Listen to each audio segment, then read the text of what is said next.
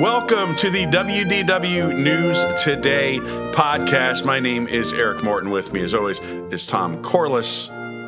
And look at us dorks today. We both showed up in the same shirt. This wasn't coordinated. No, it's not like we're on a bowling team together. No. We just both wore... I walked in, and the first thing I said to you was, you wore the same goddamn shirt. Well, to be fair, I got here first wearing this shirt. And you live closer. Matter. You could have gone home. You live like less than a mile. I was going to waste our time and go change. Jake's got to get on an airplane. Yeah. And we were filming 2 episodes today. The Wigs are live with us, by the way. Yes. If you want to know about becoming a Wigs member, that's our Patreon group that supports us. WDWNT.com/Patreon. And the Wigs get to watch us record live, see all the stuff that happens before and after. And be the first people to laugh at the fact that we're both wearing the same. We look like 2 idiots. We really I'm looking at the shot. Like, we look so dumb. And like, these are great shirts. They're not the quietest, most understated shirts out there. No, and when you see 2 of them in the same shot, it's a bit much. Yeah. So... Sorry, but these are Park Candy. These are great. They're very comfortable. This is a good one, though, the Oogie Boogie inspired. Yeah, the Boogie's Casino. The art is fantastic. Yep, you got and the placard says... well, what have we here, right? Yeah, well, what have we here? We have 2 idiots in the same shirt. That's what we have. 2 idiots in the same shirt. I'm really I scared. also got the Park Candy. They have phone cases. I didn't even... Oh. I went to the website and I was like, you know what? I like this phone case inspired by Spaceship Earth. Yeah. Pretty you cool. bought Park Candy stuff. I did.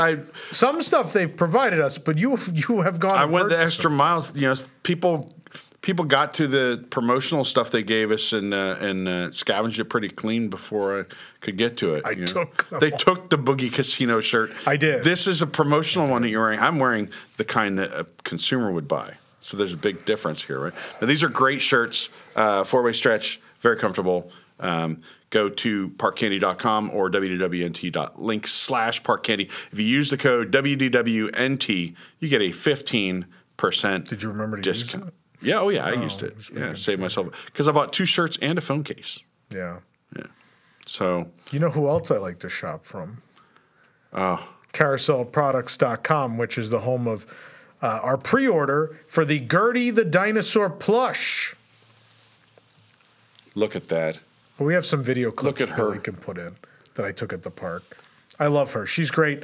I'm hoping by the time I read this, or by the time you see this on Tuesday, they're still available. They may be gone. I hope they're gone. I want to sell out. Yeah, but I want everyone that wants one to get one. So yeah, otherwise we just wasted a minute. Yeah, they're $50, but also we custom made them, right? I know someone made a dumb comment on Facebook that was like, "Yeah, custom. You just bought dinosaurs and you put things on them." Do you think they sell plush dinosaurs in this color? Do you think this is a common color? No. We had a 3-month argument as to what the color of Gertie was. We had the Pantone chart up. We went to the park to look at it. We're holding it with the light, and please, it was a whole ordeal. But no, someone drew this.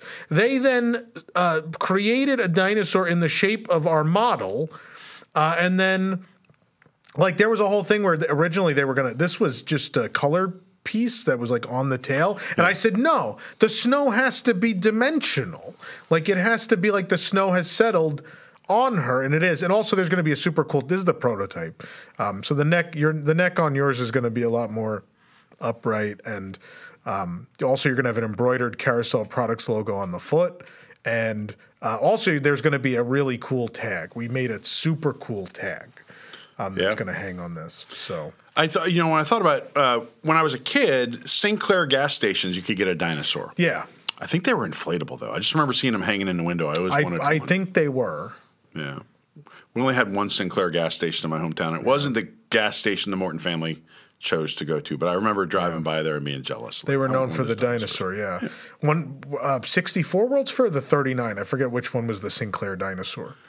There was a big cement dinosaur. Because gasoline is made of dinosaurs. Yeah, and that was the inspiration for the Cementosaurus at Dinorama. Yeah. Yeah. And also kind of Gertie. Gertie is based on the Googie style, right? It was an L.A. movement, mostly an L.A. architectural movement in the 30s, 40s, sometime in that period. And that's what Gertie is based on, that weird and wacky style. there was no actual dinosaur building in LA. It's just the idea is like, well, we pay homage to like the earliest animated character, but also Googie style architecture, right? When I was a kid, they had there was a theme park, little amusement park in Leavenworth near my grandmother's house. Yeah. So Leavenworth, not home to like a gigantic theme park. Yeah. It was called Kittyland, right? And they had little tickets for each ride, and they had a little train, little miniature train. Yeah. And the guy that owned the place, he owned I think it was called Thiel's. But it was like they made carousel horses. Yeah. Right. Anyway, he would drive the train. You went through a tunnel and everything. But the highlight was you would go under a dinosaur at the end. That was best. Old Kittyland. No, probably nobody on this has ever been to Kittyland, but I have fond memories of it from when I was very young. Yeah. And attractions are the focus of this episode, right? So. There are a lot of Disney attractions that are repeated in some form around the world that are either very similar or identical in some cases. And some share a name, and they're wildly different. And some are very similar and have different names, slightly different names. So we're going to go through some of those. And, of course, I have not been to every Disney theme park in the world. You have. My only frame of reference is going to be basically California and Florida. Yeah. Right? You're going to have to fill in the blanks on the rest of these. I can do that. There are attractions that are not rides that I skipped, right? Things like little shows and Animation Academy, stuff like that, right? That are listed on Wikipedia as attractions. We're talking about rides. I mean, Animation Academy doesn't even exist here anymore. Right. I mean, so what is it? It's at Walt Disney Studios Paris has it. Yeah. We have attractions on here that are defunct, that are no longer in their parks, but we can remember. Hopefully, some of them we will not remember. But I went alphabetically, and I'm going to start with Astro Orbiter. I realize this goes by a number of different names throughout the world at Disney parks, and also like the original versions of it were also duplicated, right? The Astrojets or Starjets. Starjets, yep. I don't know if you have that later on the list, but the Orbitron, whatever. But so like the original Starjets or Astrojets existed at Tokyo Disneyland, and Disney World, and then later obviously, and then Tokyo just didn't get the Astro Orbiter. They just ran Starjets into oblivion until just a couple years ago. I think this is about as frequent as anything appears on the list, which is to say, this appears in appeared in five Disney parks: Disneyland, Magic Kingdom, Disneyland Paris. Tokyo Disneyland is no longer there. And that's another theme, by the way, that Tokyo is not shy about getting rid of things that everybody else keeps. Yeah, the Speedway, and the Speedway were the same for the same project. That was for the new Fantasyland and Tomorrowland, so the Happy Ride with Baymax and Enchanted Tale of Beauty and the Beast. And finally, Shanghai. It's worth pointing out, I don't have Alien Swirling Saucers on this list, which is basically identical to Happy Ride with Baymax. It's the same ride system. Mater's Junker Jamboree. Junker Jamboree. Woody's Roundup in Shanghai. So there's 4. Is there another one? No, Hong Kong didn't get one. Hong Kong was supposed to. I think the original Frozen Land had like a Sven one. Yes, I think that's true. It didn't happen. We were also did you know, the one at Walt Disney World was actually around the time of Mater, they envisioned a different one for Disney World. It was with Cheese the Mouse. Yeah, Cheese the Mouse. Which was for the Pixie Hollow area at Magic Kingdom that didn't get built in New Fantasyland. But I think, and we may disprove this later, but 5 parks is kind of the record. I think, like I said, Disneyland, Magic Kingdom, Disneyland Paris, Tokyo Disneyland, and Shanghai all have some version of the Astro Orbiters. No, the record is there is one attraction that existed in some form at all 6. I could tell you what it is. What is it? Well, actually, I mean, like, not counting Dumbo, right, and Mad Tea Party. Yeah. Buzz Lightyear. You're correct. There's now 1, 2, only 5 3, of 4, them. 5, 6. There are 2 that are defunct. But there was 6 Buzz Lightyears. Hong Kong and Tokyo, they're defunct. No, Tokyo still has Buzz Lightyear. Yeah, well, Wikipedia lied to me then. I'll just turn that. But there were 6. Hong Kong is the only one that's closed the Buzz Lightyear ride, and they made it Ant-Man and the Wasp Nano Battle. Yes, there we go. 6. Sorry, I was incorrect. 5 is not the record. So Dumbo, Tea Party, Carousel. Small World, I think, has 5 or 6, doesn't it? 5. Does it have 5? Shanghai for Carousels. What's weird is that on Wikipedia anyway, they're like very weird about the carousels. They're like, this one's different. This isn't the same.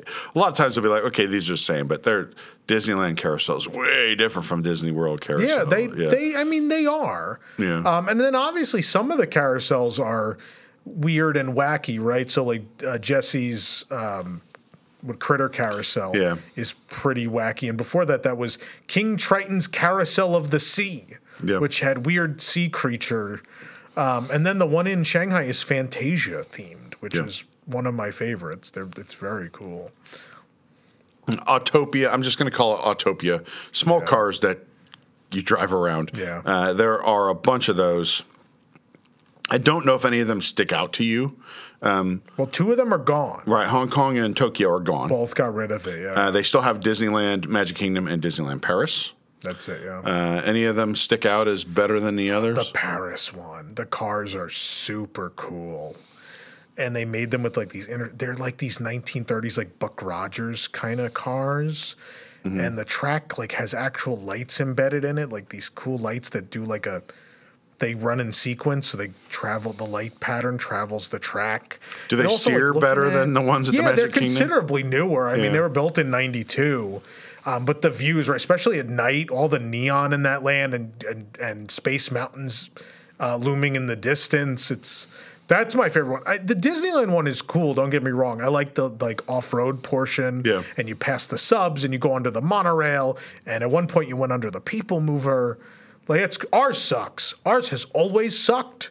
It sucked kind of less when the Skyway went over it, but that's only because there was something to look at. Yeah. But it has been shortened like 3 times in its life. It was shortened for the steering is awful. Yeah, they shortened the track for Mickey's Birthday Land. They shortened it again for Storybook Circus, and then it was shortened again for Tron. They just keep shortening the track. It's awful. I hate it. I think it should be removed. I don't think we need it. Big Thunder Mountain Railroad. You have that at Disneyland. You have Magic Kingdom, Disneyland Paris, and Tokyo. No, wait. Sorry, I got off on my my lines. It's Excel. There's 4. Yeah, we have it in Tokyo. There's 4. There's 4 of them. Actually, Tokyo's defunct. This says. Is Big that not Thunder? true? Yeah, no, that's not correct. Open? I'm sorry. I'm not good at Excel, apparently. Yeah.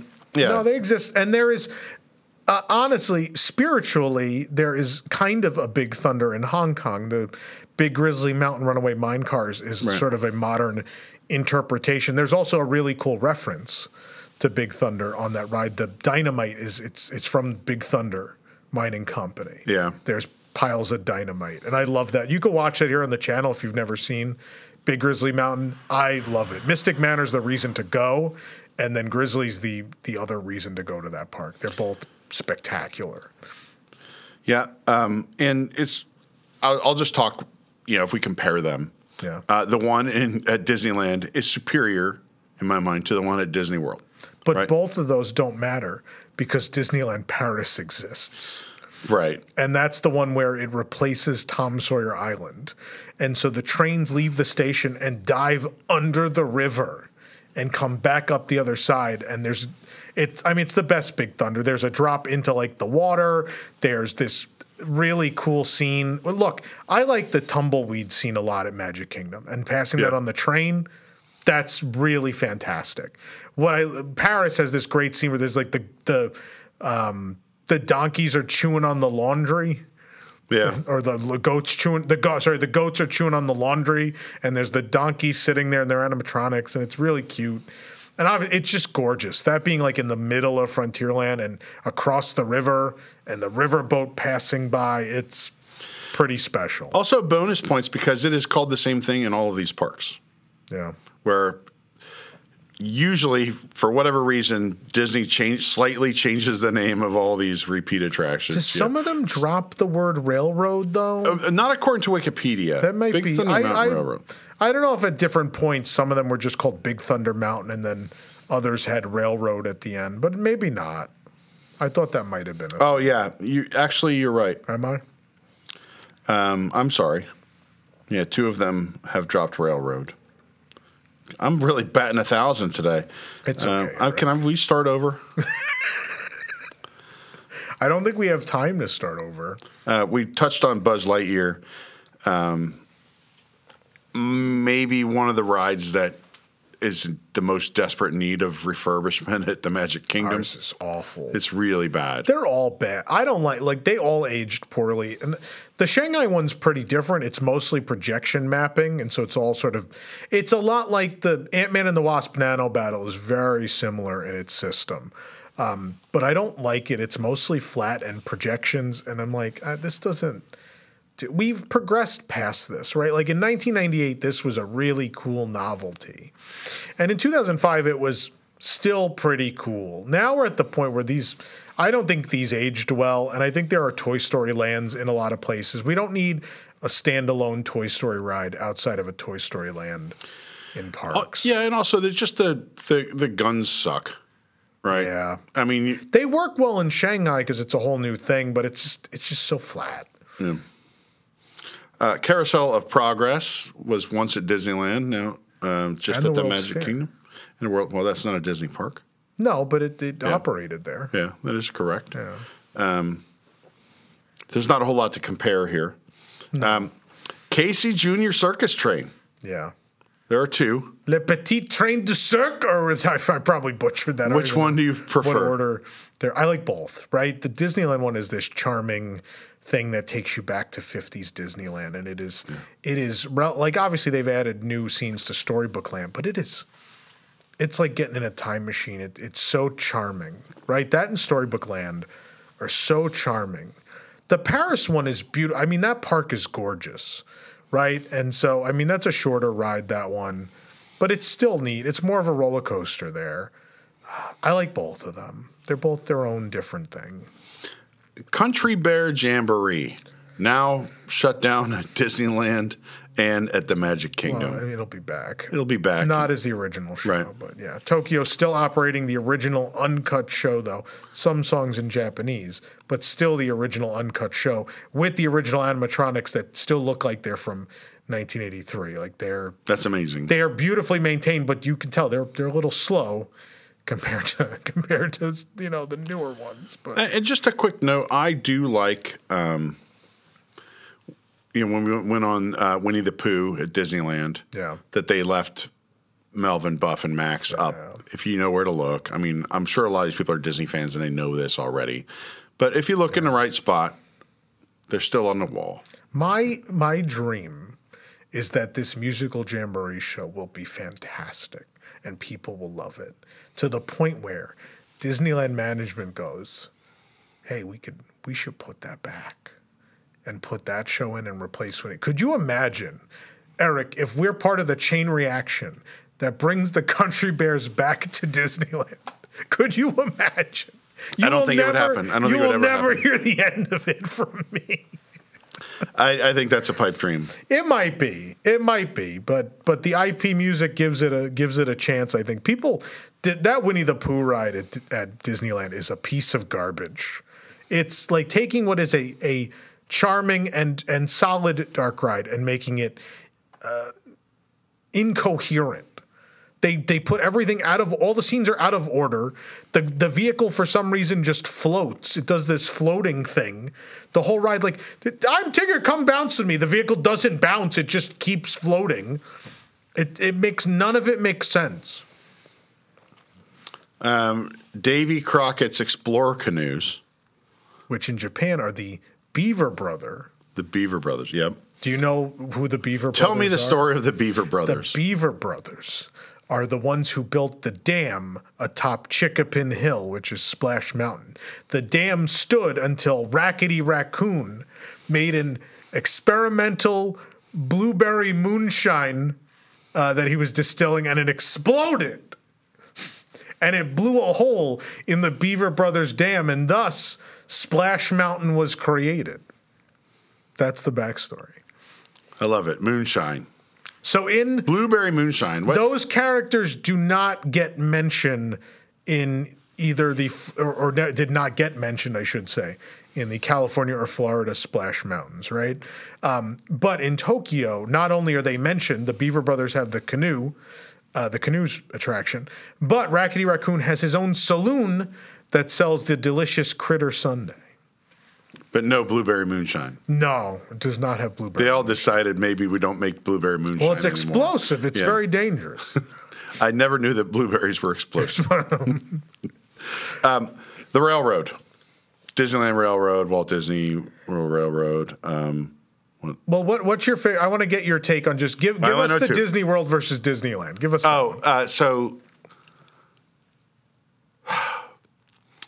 Okay, Disneyland, especially if you just do the full circuit, right? You do the full loop. That part, when you go through the primeval world and all that stuff, is just so great. Yeah, it's so great, and it's weird, right? Because you go in, it's like you're on a dark ride all of a sudden. But I mean, I really like that one, except I don't like the way that you're seated, where you're facing inboard, where everybody's facing inboard. I don't like that. It feels unnatural. Yeah, it's weird. So in that respect, the Walt Disney World Railroad is superior. Well, Disneyland has a train that sits forward. Yeah, but there is. There is, but yeah. And Disney World, look, there's some cool stuff that you can see from the railroad, but I think some of the villages and stuff like that, when you get out there by Rivers of America, there's stuff to look at, and it's not something I do every time I'm in the park, right? This is something I do once a year, twice a year. Yeah. Disneyland, admittedly, I'll do it almost every time I go to Disneyland. Yeah. So in that respect, you'd have to say the Disneyland one is better, even though there's mostly those sideways cars, which I dislike. Yeah. They made it better, right? When they built, like, everyone was so up in arms about Galaxy's Edge getting built and them shortening the river. And then that, like, whole mountainside debuted with the murder beaver, right, where he's chewing on the truss. The murder beaver. Murder beaver. There's a little animatronic beaver. He's chewing on the truss. He's going to kill everybody. But it's beautiful. And there's this waterfall, and they hid the phantasmic, storage with that. And it's really beautiful. Like, they did a great job. And there's the Native American gentleman, the animatronic up on the mountainside, and it's really cool. They did a great job. The thing I'll say is, recently at Disneyland, they've added more trains to the track, but for a long time they had reduced it after the fire and things. I don't know if it's because of the fire. I guess I so. remember why. But I mean, some of those station stops were super long. I sat there in like the Toontown station for like 20 minutes. Yeah. And we're with Arlo, one of our reporters out there, and he's like, "Oh, there'll be a train along in just a few minutes," and like, no. Yeah. We sat there forever. There is a train. What if I were to tell you there was a magical train ride where there are no other stops, where you just get on it and you ride the full length of the ride and then you get off like a regular ride? That's the Western River Railroad at Tokyo Disneyland. And it has one of my favorite transitions in any attraction ever. You go through Big Thunder Mountain and you see the dinosaur skeleton for Big Thunder, then enter the tunnel and see the primeval world. Yeah. It's such a great transition. And then there's the Paris one has a similar cool transition, but it's not the dinosaurs. It's the Grand Canyon diorama. So you leave Main Street, you go through the Grand Canyon diorama and then emerge into essentially the real thing. Big Thunder Mountain appears across the waterfront, and it's fantastic. Their train, the Paris trains are the most beautiful. It's the best ride. I love it. It's fantastic. Dumbo, there's one with 6. Yeah. Anything stick out about any of the Dumbo attractions that you feel sets it apart from the other versions? Well, we're the only ones that have the double. We have the double. And the playground. And I'm pretty sure ours go opposite directions from one another, too. They do, yeah. Which is cool. I like that. The Paris one is, again, Paris Fantasyland is so pretty. That one being up on, like, the raised platform with the waterfall, it's really cool. And then if you go to Tokyo, it's the old Dumbo. So it's the reduced capacity with the disco ball in the middle. Yeah. Which, that's what I love about that park. That park is like a museum.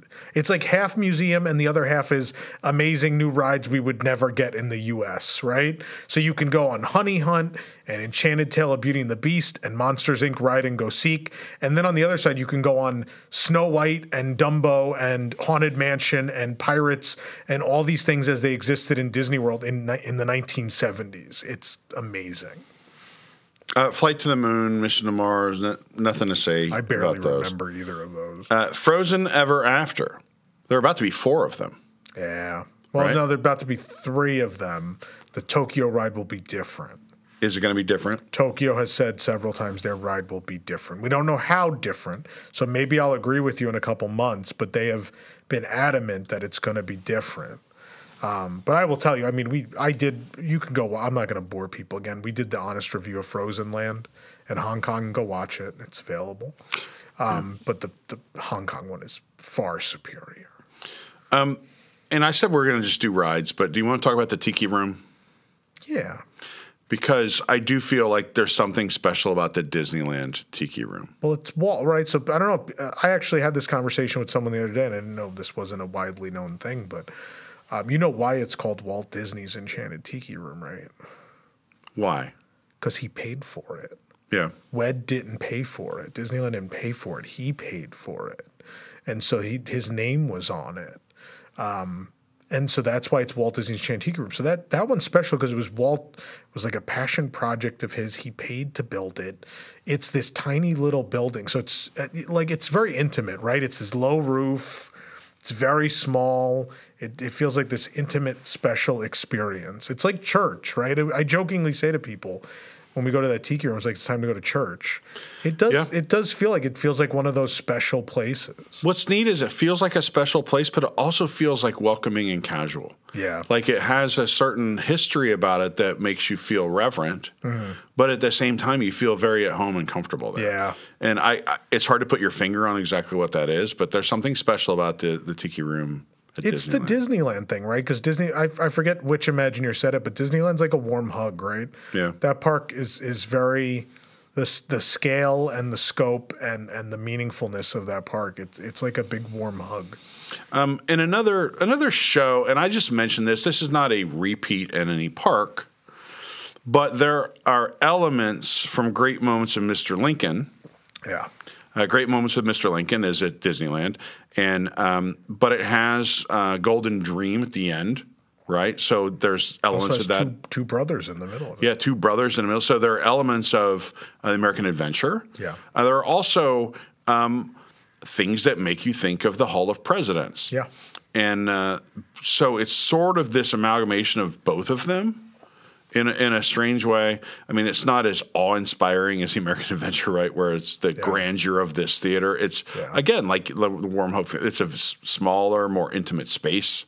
And I just think, this isn't really on the list of something that's, like, repeated in parks, but there are elements of this that are repeated in other parks. Yeah, and I mean, there's a shared history of those 3 attractions, right?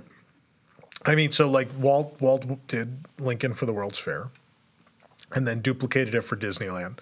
Then when they built Disney World, his dream with what was it, Liberty Street or whatever was going to be at Disneyland was, could you do a show with all of the presidents? Yeah. And so that was like the one thing Roy was willing to let be built that was original for Walt Disney World's Magic Kingdom was Hall of Presidents. And then of course 10 years later they're like, well, we're building an America Pavilion. We need to do something way more grandiose. And what's funny is then the American Adventure is sort of I think probably if Walt came back to life and saw things at Disney World, it's the thing he'd probably be most proud of, right? I mean, he was a tremendous patriot. Yep. And he would be like, you guys innovated. How do you have all these animatronics popping in and out like a stage show? This is incredible. And then for that to cross-pollinate, for that to give back to its roots, right? When they redid Great Moments and they, like you said, they put 2 brothers and some of the art is shared between them, and then also the Golden Dream at the end of the show when you walk out. Yeah, but there's a little bit of DNA. They all share a DNA thread, for sure. Yeah, and I think this is an area where it really makes sense to do that. It really works. Yeah. It doesn't feel like they're just sprinkling it in there because they had it. Yeah. So it's not a ride, but I wanted to discuss it. Haunted Mansion. Now, this is. Look, I realize Phantom Manor is not Haunted Mansion, but it is Paris's version of the Haunted Mansion. It is. I realize Mystic Manor is not Haunted Mansion, but it is Hong Kong's version of a Haunted Mansion. It is not, though. But it is. So here's my point of view. Phantom Manor is Haunted Mansion. It Right. shares enough DNA, right? Right. It just adds a story and a new location, right? That's what makes it different. Mystic Manor has almost nothing in common with Haunted Mansion. There's almost no connective tissue other than there's a tiny homage or two in the ride, which is like the busts where the heads follow you and like the Medusa painting. That's like and the name, right? Because it's basically like you went to a thesaurus for haunted and mansion and came up with mystic and manor, right? So there is some connective tissue there with the genesis of the ride. Obviously, it's a different story being told.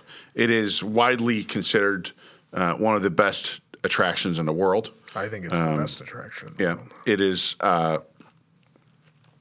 It doesn't have this sort of history of the Haunted Mansion. Yeah.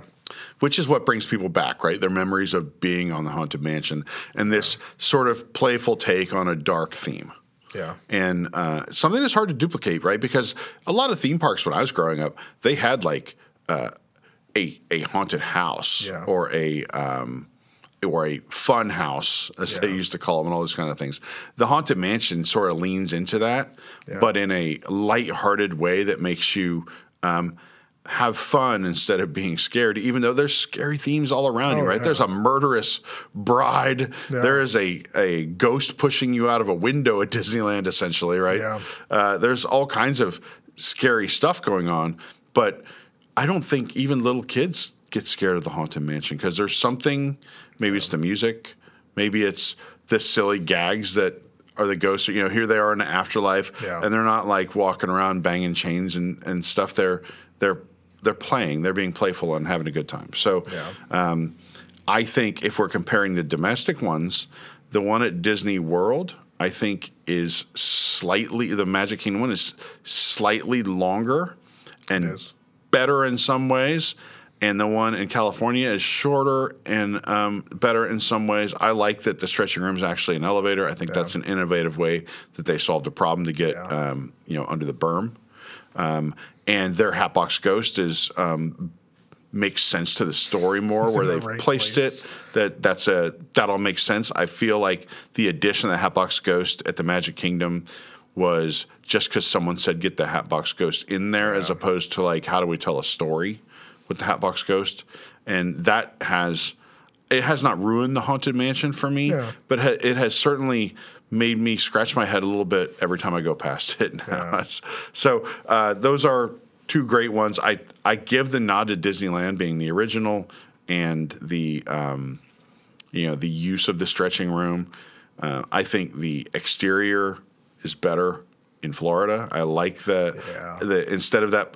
Look, the plantation style in Disneyland seems to make more sense with the story. Yeah, I just think Walt was wrong. I think Walt had this idea where he's like, I don't want anything in the park to look run down.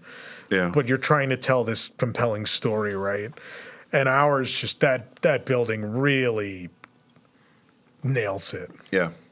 This Hudson River type of style. That's cool. And I think the exterior of the Haunted Mansion is superior in Florida. It's a personal aesthetic thing. But there's something special in Disneyland again. Now, I've never been to Phantom Manor. I've heard it's fantastic. That's my favorite one. Far Mystic Manor, like Mystic, obviously. I see Mystic. I don't consider part of the group. There's no place else to put it. Maybe we just don't include it. It's its own thing. But Phantom is like, again, what happened so much with Disneyland Paris was those guys grew up going to Disneyland, and it is this love letter. It's like, what is the Disneyland Walt? If Walt was alive today and could rebuild Disneyland, what would he do different? And I think they nailed with Phantom, right? It's a thoughtful storyline that connects to the whole land. This through line from all the Thunder Mesa stuff is incredible. It's so cool, and the character, the Phantom, it's a kind of a basic character, right? He's just this skeleton man, but there's something about that character and Melanie and the scenes, and it's a very special attraction. Like I just took my parents for the first time last year, and they loved Phantom. They're just blown away by it. And then the Tokyo one is great because it is the Disney World Mansion as it existed on opening day. So if you want to get in a time machine and go back and see the Haunted Mansion before any scenes were changed, go to Tokyo. Like the Escher staircase. It's still the stupid spiders. Yeah. They still have the original hallway with the eyes that follow you. Yeah. All of that is still there. It's still the original, and the original bride, which, you know, I hate to be that guy. I don't like Constance. Yeah. Yep. I thought the projection thing was cool for 5 minutes, and then it wasn't. And the same with the Hitchhiking Ghost scene at the end. That was cool when it worked in the beginning, and now it's been misaligned and hasn't really functioned for the last several years. It's time to go back to the physical. And I know the rumor out there is that the Disneyland one is going digital now in the refurb. And I hope that's not true because it just doesn't look good. Unless they've found a way to fix it, which is great. I think we need the physical Hitchhikers back. Yeah, I wouldn't be opposed to that. And just another minor thing, it's not minor, but the queue in Florida it's more immersive, right? You're going through and doing this stuff. Disneyland is limited by space, and the queue for the Haunted Mansion there is fine. Yeah. But most of it is just kind of a bunch of switchbacks in a yard. And I think especially the addition, you know, so many – when did they redo the queue of Haunted Mansion? 2011? Yeah, something like that. I was going to say 2010, 2011. They really – like – forget all the interactive stuff that they added, which is cool and fine. They were doing a lot of stuff in queues at the time to keep people busy. I just think that queue is better. Now, the things that they're doing in California now, I think they're making good moves. I think it sounds like it, you know, at the exit and areas like that. I think will be cool. See, I think you can overproduce this queue though. I think about Tokyo and Phantom. Right. Phantom doesn't have a lot going on. There's a little gazebo where that like Bell version of Grim Grinning Ghost plays, which eventually got taken for Haunted Mansion Holiday at Disneyland. And that's kind of it. Other than that, there's just it's a garden, right? There are planters and vases and things here and there. There's no tombstones or any of that. And I think it builds the story correctly. I think it's ominous. And you're like, I'm at this old creepy house, and this is kind of creepy. And I don't really need story elements, right? Like the only thing I needed was that tea party that clearly ended abruptly, and the you know, this haunting music playing. And I think that's enough. Yeah, but that is part of a much larger story that's going on throughout Thunder Mesa too. So there is story all around you. It is, but none of it's spelled out, right? Like if I let my parents loose in Frontierland in Paris, they would have never figured out that that's all connected. You really have to go hunting for that backstory, right? I think there's something to be said. Like I think the interactive queue, and I think look, I'm looking forward to what they're doing at Disneyland. But there's a chance with all those gardens and each one's themed to a character and expands the backstory. I think it gets too busy, and at that point, it distracts people from the idea that I'm going into this old abandoned haunted house. I think it can be distracting from that. Despite going to Disneyland dozens of times in my life, I've never been to Haunted Mansion Holiday. And I really want to. A lot of people are like, oh, that's all that's ever there when I go. It just depends on what time of year you I remember Axel. It took several years before he saw regular. The exterior is cool, but sometimes less is more in that sense. Sometimes it looks like a Spirit Halloween. It does look like something exploded on the exterior of that looks like your neighbor that overdoes it a little too much on Halloween sometimes. But I would love to see that. It's very cool. In fact, last year I think I missed it by 2 days or something like that. So it's I don't even like Nightmare, and I think it's fantastic. One of the Wigs members brought up Phantom Manor having Vincent Price, which is fantastic. Vincent Price as the ghost host, which. For those that don't know the whole story, they recorded Vincent Price for it originally. They decided that didn't work great. They changed him out. And then in the refurb a couple of years ago, they did this mix of Vincent Price and a French host who sounds like Vincent Price. And it definitely makes it special. Here's something stupid also, maybe. It is stupid, but it's me. Is in California, you're going through the front door of Haunted Mansion. And in Florida, I kind of like swooping down. It's like I'm driving in the garage is under the house. I'm almost coming in the side door of the basement. I like that. It makes it feel more, I don't know. It just feels different than walking in the front door. That's fair. It feels like I'm kind of sneaking, like I've discovered this place, so I'm sneaking in. Yeah. I don't know. The thing that's weird about Phantom is the house isn't huge, right?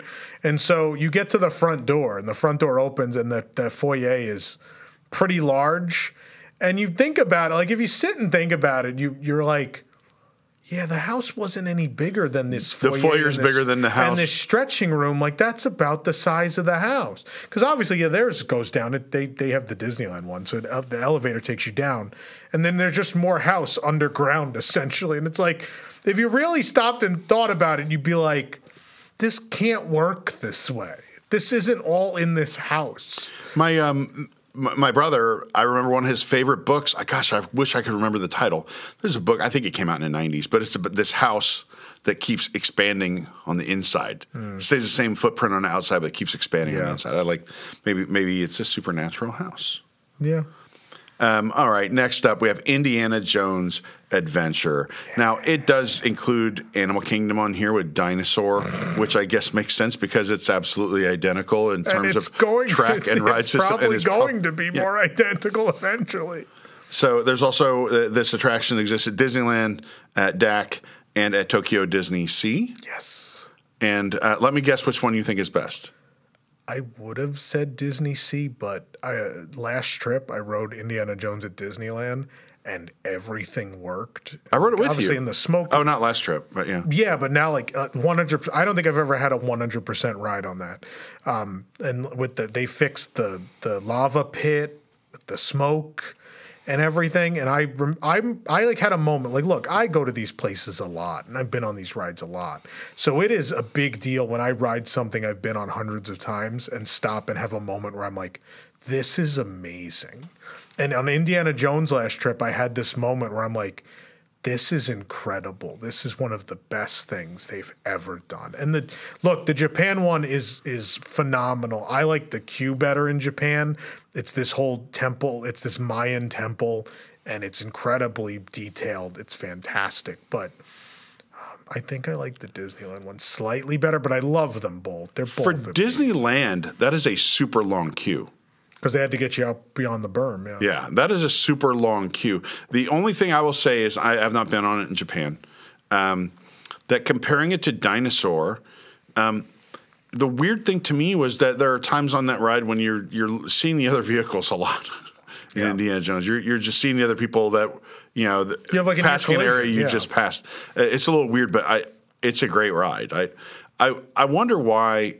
Maybe it's just my imagination. It seems like the one in Disneyland breaks down a lot more than Dinosaur. And more than the Disney Sea one. Yeah, being the same ride system. It was the first one. They made a lot of mistakes, right? It changed the industry. It had never been done before.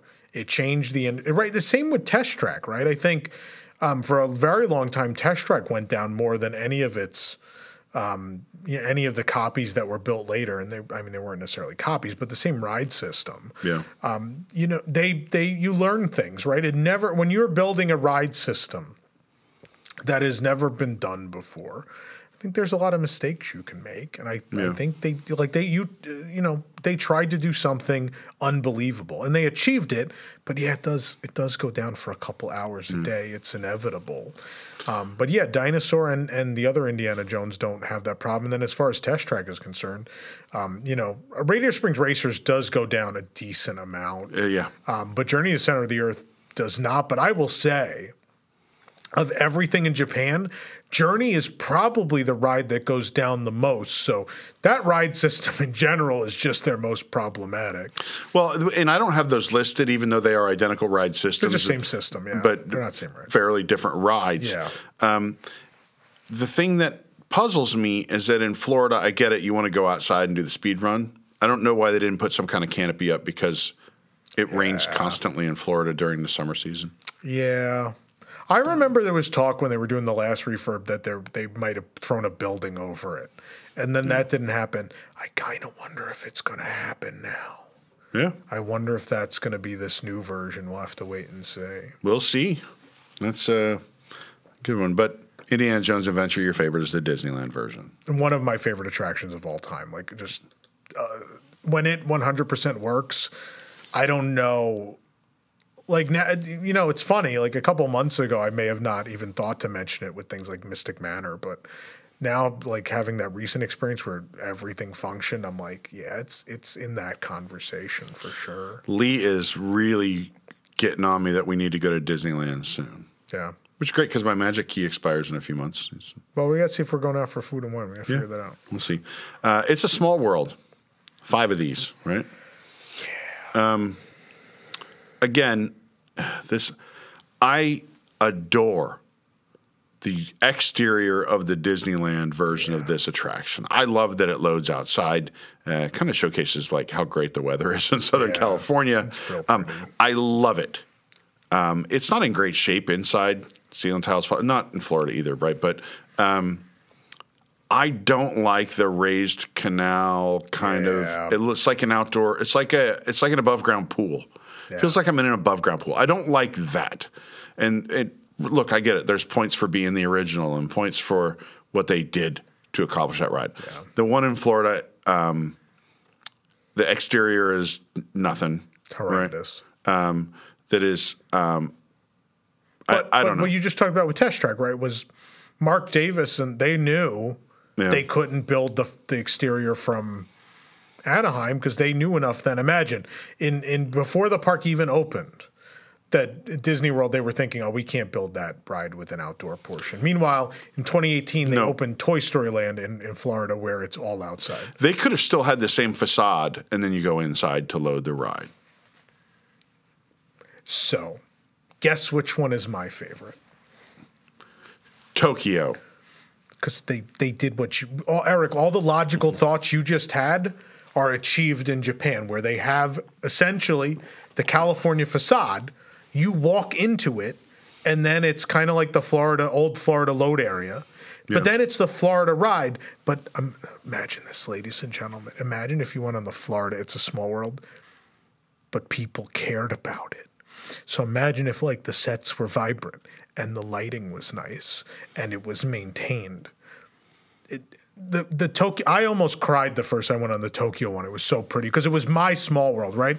It's the small world I grew up with. Every scene laid out the same, but to see it as I remember it being like colorful and vivid, and that was the moment for me. That was my first day of my first trip. That was the moment for me where it set in. Like that Disney World had fallen so far since I was a kid. It wasn't nostalgia. It wasn't that I remembered something being a certain way.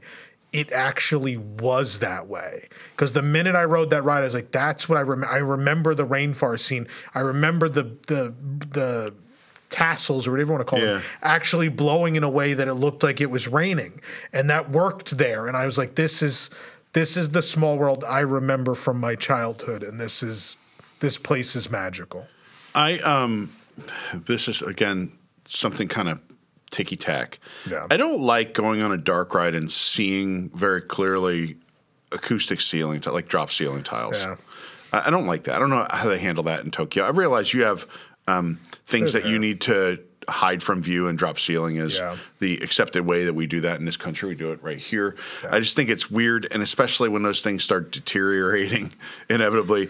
Disneyland, last time I was there were like a bunch of missing ceiling tiles and like a piece of like a 2x4 you could see that had been like patching something. Like it just looked like it was in disrepair. It was a bad show. I think Disneyland, Small World, and Haunted Mansion suffer greatly for their seasonal overlays. I think there is such a rush to put those overlays in and take them out that the ride inevitably gets damaged from that, right? So if you ride regular Haunted Mansion at Disneyland, you go up the staircase, usually for holiday, there's like this stack of presents on the corner. Every time they remove that, they take the wall with them. So there'd just be like a big gash, a big white gash. And obviously the whole hallway is supposed to be black because it's mansion, it's supposed to be dark. You're not supposed to see what's there. And instead, there's this big white gash in the wall from them ripping the presents out.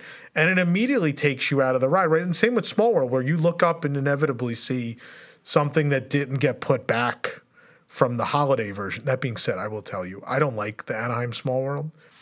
but Small World Holiday in Anaheim, Yeah. one of my favorite Disney attractions of all time. I don't think there is an overlay that has ever made more sense and felt more appropriate for an attraction than the Children of the World celebrating all of their winter holidays. Like, I just think that it makes so much sense and it's so beautiful. I mean, I live in Florida, so I like living with the land. That's the holiday overlay for me. How many other people have it? You know? Yeah, it's fair. Here's one that Also, the Paris Small World sucks. I hate it. It's terrible. Do they the still art have the style is all wrong. It's not Mary Blair style, but that it's Linda Blair. I'm gonna lose it here for a second. Exorcist. So yeah, I got it. I don't understand what happened with the Paris Small World because some of the animals are Mary Blair style. So they're like the Disneyland style. Some of them are like the Mark Davis take on the Mary Blair style from our version in Florida. Then they made some animals new in the 90s and they're in like a Little Tikes like play school toy style and everything's a different art style and the backgrounds are not Mary Blair. There's some weird like 90s like children's toy background art style and I hate it. It is the most they fixed it. They did Hong Kong. The Hong Kong one is more like traditional Small World, thank God. But the Paris one is just all over the place. I like their facade. But the Paris one's just, it bothers me. I hate it. Do the French, like, can girls still say, ooh la la? Yeah. In France, they're good. Yeah. It's the best The part. only good thing about theirs is that the Miami Dolphins have a cameo. There's in the America scene of the Paris one, there's now it's a girl playing baseball. But the man next to her, the boy next to her, is in a football jersey, American football jersey, and it's Miami Dolphins. Is it Dan Marino? No, the number's not 13. They didn't put 13 on him. Yeah, that's unfortunate. But I love it. I love that they picked. That's Taylor Swift's favorite number. I learned that on the my primer I read for the Super Bowl. You know who else's favorite number that was? Walt Disney. Really? Walt Disney's favorite number is 13. That's why the address of Disneyland is 1313. Walt Disney and Taylor Swift. Who would have Yeah. thought they had so much in common? Yeah. Did he used to write 13 on his hand? He used to make friendship bracelets for like all the Imagineers. He used to hand them out.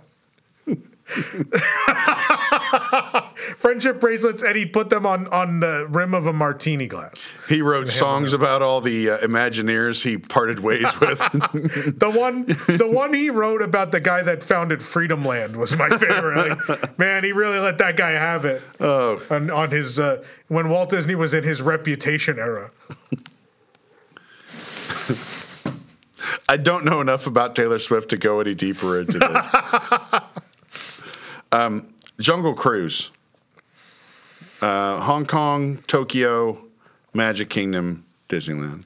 The Hong Kong one is horrendous. You can tell there was no money.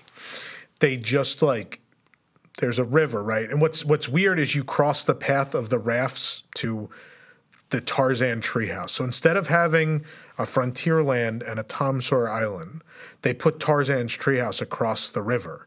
So you take a raft to the island like you would to Tom Sawyer, but to Tarzan's treehouse, and it crosses the path of the Jungle Cruise boats. Oh, weird. But then the scenes, so imagine if the Jungle Cruise was all flat. Imagine you didn't build any of the scenes, you just had someone fabricate all the animals, and then you just threw them all willy-nilly around, to the point at which, there's a giraffe. I finally figured out why the giraffe is facing backwards. We'll talk about that in a second. But there's a scene It's not with a giraffe, Tom. The giraffe's the long It's a neck long neck horse. horse. The giraffe's looking backwards. I'm like, who staged this? The animals are just facing all different directions. I don't understand. So as the story goes, they knew it was bad. They knew that park was horrible. And so I forget who it was, but they went to Michael Eisner as they were building the project and went, we got to do something with the Jungle Cruise. He's like, there's no money. They were like, look, I came up with this ending scene. We can deliver it cheap, and it will make a world of difference. And they promised it at such a low price that Eisner signed off on it. And so they went and built this so they have an end scene in Hong Kong that is nowhere else. You can watch this here on the channel. We have a video. This end scene is like you encounter like this fish god, and like the What? the water sets on fire, and there's eruptions, and it's very cool. It makes up for like I didn't even ride it last time in Hong Kong because I was like I'm not going on this. I hate this Jungle Cruise. I literally just stood. There was a point in the river where you can see it happening, and I just stood there and watched it for a minute. I was like, okay, I'm good. I don't need to ride this trip now. But it's, Are they it's funny? bad. Do they do it in English? They do it in 3 languages. There are 3 separate queues. Oh, cool. Yeah, what is it? Mandarin, Cantonese, and English, I believe, Okay. are the 3. And you pick a queue, and I've only wrote it in English. Is the English one like shorter or longer than the others, or is it about the same? The queue? Yeah. Like It's generally, are- I think one of them. I'm blanking if it's the Mandarin or the Cantonese. One of them is always longer, and then the other 2 are about the same. But I usually still wait a bit. It's not a huge difference in wait time. There are enough people. There are enough English speaking tourists that ride that. Also, I think if you're local or you're from, or even if you're from mainland China, I think like if you speak a bunch of different languages, it's probably pretty cool to like.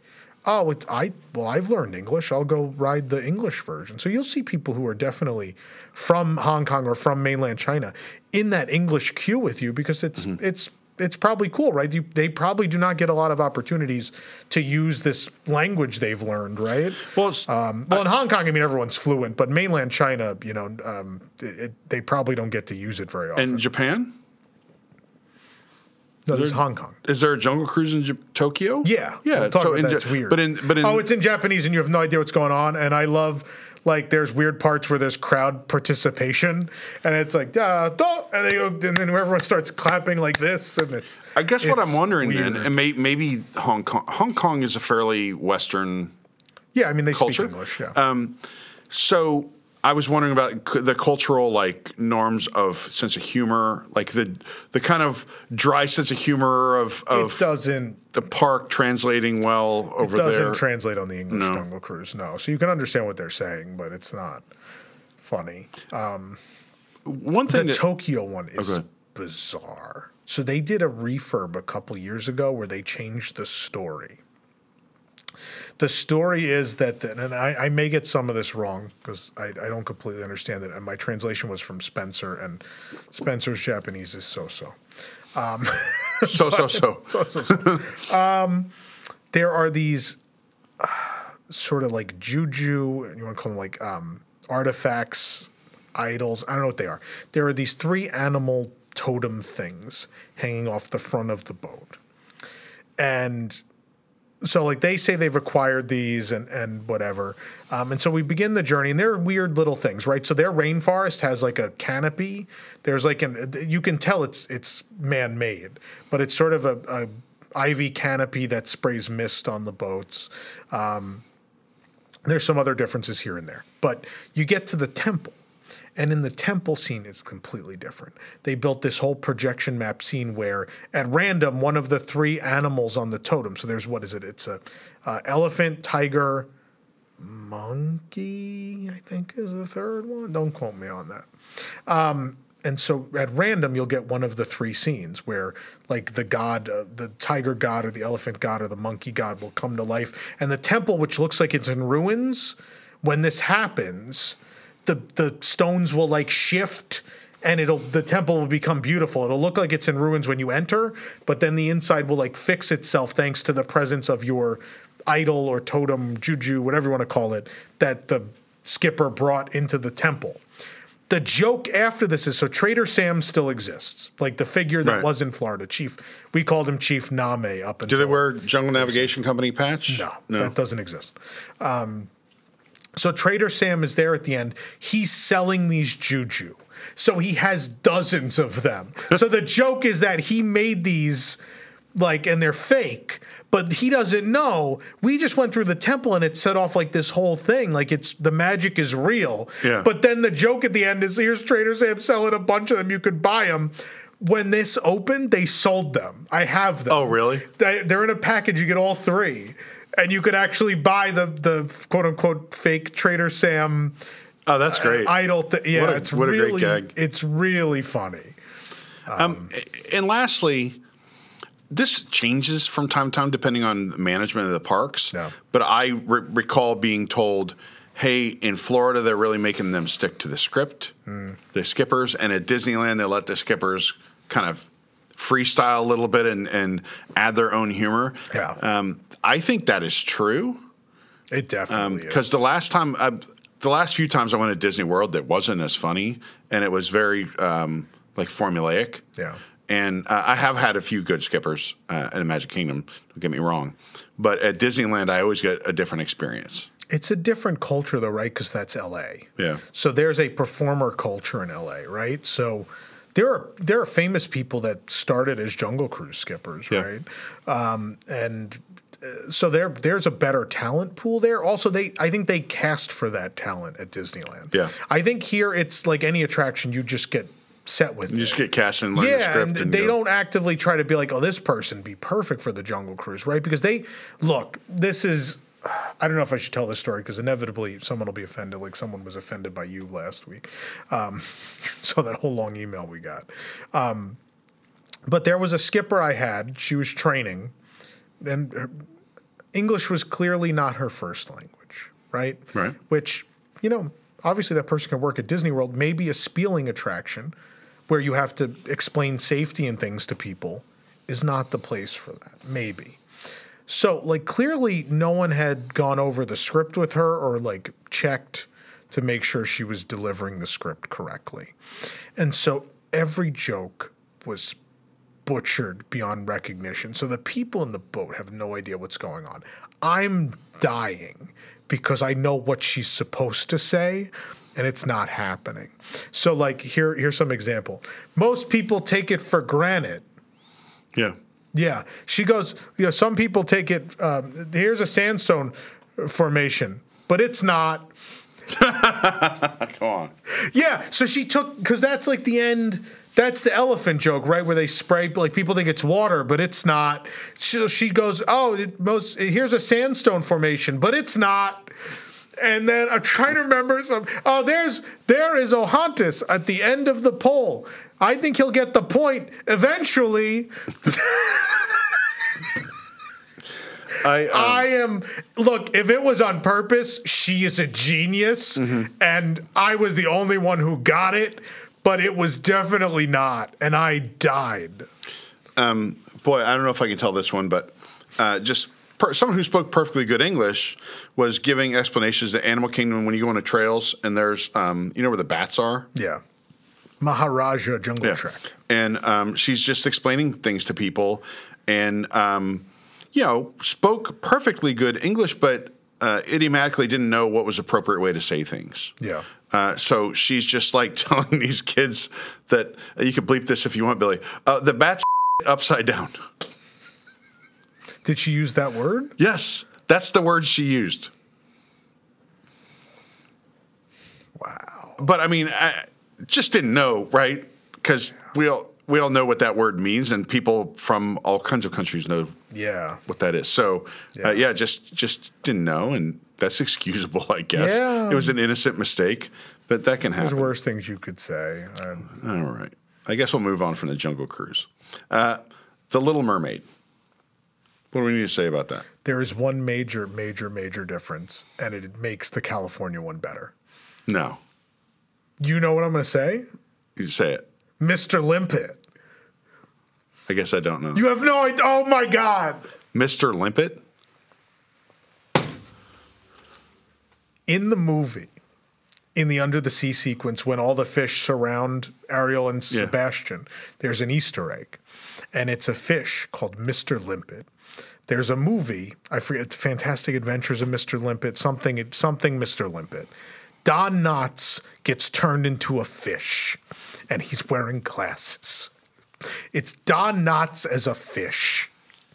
And it somehow gets put into the movie under Little Mermaid as an Easter egg. When they build the ride in California, they put a statue of Mr. Limpet. He's in the Under the Sea sequence, hiding in the seaweed, and he's peeking out at the scene. No, I think it's not a Disney movie. It's a Warner Brothers. Don't look at your watch while I'm telling this story. There's Sorry, I got a notification. So anyway, I want to make sure it wasn't someone telling me who Mr. Limpet was. Show Mr. Limpet some respect. So they built in the DCA one, but they don't own the movie. It's a Warner Brothers movie. So I think like they got cold feet. They did not put it in the Magic Kingdom version. So if you go to California Adventure, when you go past the Ariel, the weird, dancing Ariel, look on the right side of the vehicle into the seaweed. And Mr. Limpet. Mr. Limpet is there. Obviously, queue and building, way better in Florida. The queue is awful. I mean, especially the one in Magic Kingdom might even be, we could say overbuilt, right? I love it. I know, but I'm just saying, like, you're never going to wait in that. I've waited in that queue for a long time before, but these days it's a walk on most of the time. Disney, but it is so awesome. The queue is so awesome. That's every queue at Disney Sea is like that. It's beautiful. The 20,000 Leagues reference, the Nautilus and the Rock were the hidden Mickey and Minnie that show up on November 18th. But what that is the best hidden Mickey is the exit queue. The best hidden Mickey in the world is the Steamboat Willie. Yeah. If maybe Billy can throw a picture up, and it's probably have even hard when you look at that picture to make it out at first. Someone has to kind of point out, they're like, oh, there's this hat, and there's the exit queue in the Magic Kingdom for Mermaid is for my money the best hidden Mickey out there. I don't know, the one that only shows up on November 18th when the sun hits the rock a certain way. That one's pretty damn cool. That's kind of like an Indiana Jones thing, right? Maybe they should do that in Indiana Jones Adventure, like the staff. Oh, the staff of Ra. Yeah. All right. Mad Tea Party. Paris. Glass roof. Also, nice. I think Tokyo has this too, but the control booth, the cast member, the stand looks like a teacup full of sugar. So there's a big sugar so they stand behind essentially a giant sugar mound in the cup, and they're just looking over it. It's cute. I have to think when they built Walt Disney World in 1971. Yeah. The thought of having that out there, just no roof, no nothing, just out in the elements, like, and they knew because Small World, boiling hot. Yeah. Sun beating down, fading this plastic on the ride vehicles. I can't imagine that was any fun. No, and so they knew with Small World, right? They put it inside. So why did they think they could get away with that? But I guess, you never put a roof on Dumbo, right? So they just thought they'd get away with it. But very quickly they fixed it, right? Well, I remember when they first redid Dumbo at the Magic Kingdom, I think a lot of people thought that the ride was going to be indoors because they were building this big like tent that ended up not just being part of the queue and the waiting area, so to speak, at the time. So, that turned out not to be true, which is great because I think Dumbo's beautiful. Magic Carpets of Aladdin. They all suck. Are they all equally bad? So the Tokyo one's pretty, but I still hate it. Yeah. Like Tokyo built a really pretty queue. There's like tile work of the characters in the queue. They built an observation deck on the second floor so you can walk up. Oh, cool. Paris has it too, but the Paris one is the ugliest. I think the Paris Magic Carpets is the worst Disney attraction ever built. It is an ugly piece of trash. But the Tokyo one, they built the second story so you can go up there and get photos and video of your family on the ride. Because they don't want you're not allowed to take photos and video on their ride because you might drop it in. But and I'll say this about the Magic Kingdom. Number one, that's a tremendous choke point, that whole area. So that ride being there just makes it worse. Yeah. Especially if people are avoiding being spit on by the camels. Also, the roofs that you're looking at are not super well maintained and clean, and so you're up there, and it's kind of an ugly view when you're on the ride. There's stuff you shouldn't see. In general, I think the one in the Magic Kingdom could go, and I don't think anybody would be too upset about it. I think they should move it. Yeah. Like, I think think about a park that needs more capacity, right? I don't care if you want to put it in Morocco at Epcot. Yeah. I don't care if you want to put it in the animation courtyard at Studios, which is a big, dead, empty space. Yeah. Like, I don't even care that it's ugly. Like, if you want to keep it, put it somewhere where it means something, not crammed in the middle of Adventureland. Also, like, think about Adventureland, right? That middle area could be a lush seating area for Sunshine Tree Terrace and Aloha Isle. Yeah. And the world would be better off. Guests would be happy. I wouldn't have to sit on a fake rock to eat my orange cream swirl. All right. Many Adventures of Winnie the Pooh. There are 4 of them, according to this. Other than Disneyland, the other 3 are absolutely 100% identical. Okay. Well, so that's a bad ride. And then Honey Hunt is the best Winnie the Pooh ride, period. So, yeah, that's like an e-ticket. yeah. All right. Mark Twain Riverboat or the Liberty Bell, what have you. The riverboat. Molly Brown in Paris. They used to have a Mark Twain. It's now sitting in a building in the back rotting because they don't want to spend the money to fix it. I'll say this. I realize this one's not going to get anyone too excited. But once every 6 months, if you're someone that goes all the time, once a year, it's worth going on it just to enjoy it. Our river sucks, though. Yeah, it's not great, but I still like when you go in there, and we talk a lot about kinetic energy. This is better when Splash Mountain was there, and you're going by and you see people walking around and going in and out of shops, and you see people going down Chickapin Hill on Splash Mountain, and you see trains going by Big Thunder Mountain and all this stuff. That I think that's cool. That part of it's cool. Yeah. And then you go back through the Native American villages, and then it's kind of chill for a while and quiet. I mean, it's a good way to spend 20 minutes or however long it takes. I get it. I saw the loudest, meanest, cruelest dressing down of a cast member in front of that attraction one time because the family gets on the riverboat. This is what I put together from what happened. Family got on a riverboat. Kids are on there. Dad goes to buy a Coke or something real quick at the nearby Coke stand. Takes a little longer than he expected. Riverboat leaves. So the riverboat is leaving with little kids on it, unsupervised. Oh, no. And the cast members there the boat is already moving. The boat, the gate has closed. The boat has, it's a couple feet away, but it is moving. It's gone, And he is screaming at this poor cast member, that his children are on that. If anything happens to them, that it's, I'm going to hold you responsible. All this kind of stuff. This is, 10, 12 years ago. And all I thought was what do you think is going to happen to them that this thing comes right back to Maybe he thought it was the boat comes right back to here. Like going to New Orleans. It's going to be back here. Just hang out for 10 minutes. Your There's kids gambling on that riverboat. Yeah. Maybe my kids are gambling. You're the idiot that left them. All right, here. This will be a popular one for you. Mickey and Minnie's Runaway Railway. I mean, the Toontown one's better. The Toontown one's better because of the queue. It belongs there. Yeah. Ours is in the centerpiece. It's the centerpiece of a park where it means nothing to the theme of the park. The other thing about it that I think is interesting is that it can assume its kind of rightful place among park goers as not necessarily this e-ticket thing that's going to be a 2-hour wait. Yeah. Because it's in Disneyland where there's all kinds of stuff to do. But you put it in Hollywood Studios and the demand for it, and the outdoor portion of the queue it can be very hot. There's some umbrellas. They spent no money. They put some fans in. Yeah.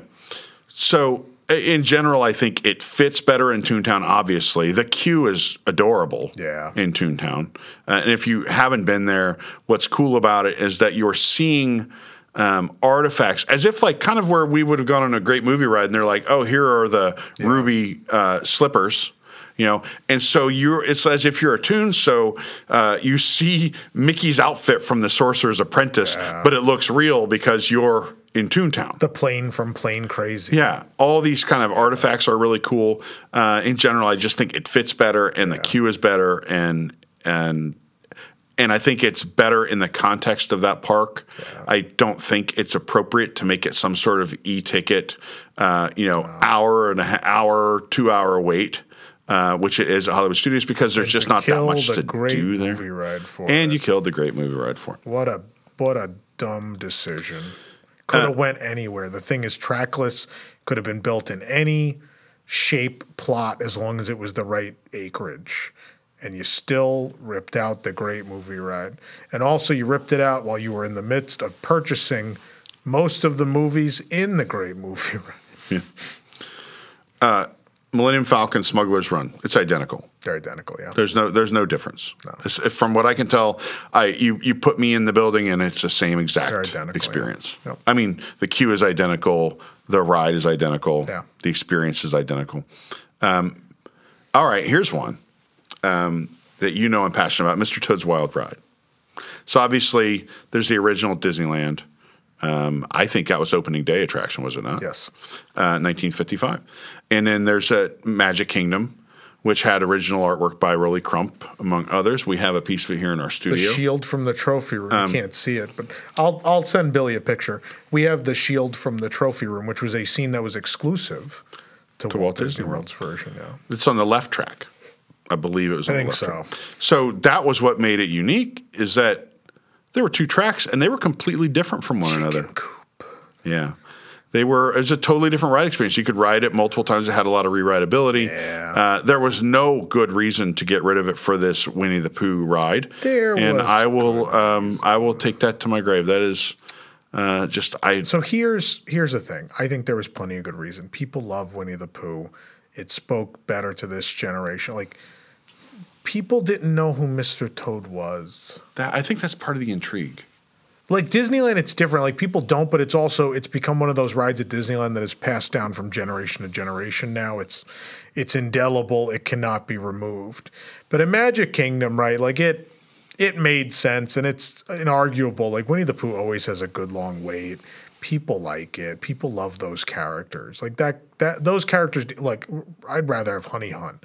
But those characters deserve a ride, right? Here's my thing, right? Friar's Nook. I'm going to continue to repeat this until it becomes reality. Friar's Nook is barely themed to Robin Hood. It's really just the name. Yeah. It was a light overlay. You developed this whole special menu for the 50th that celebrated Mr. Toad at Friar's Nook.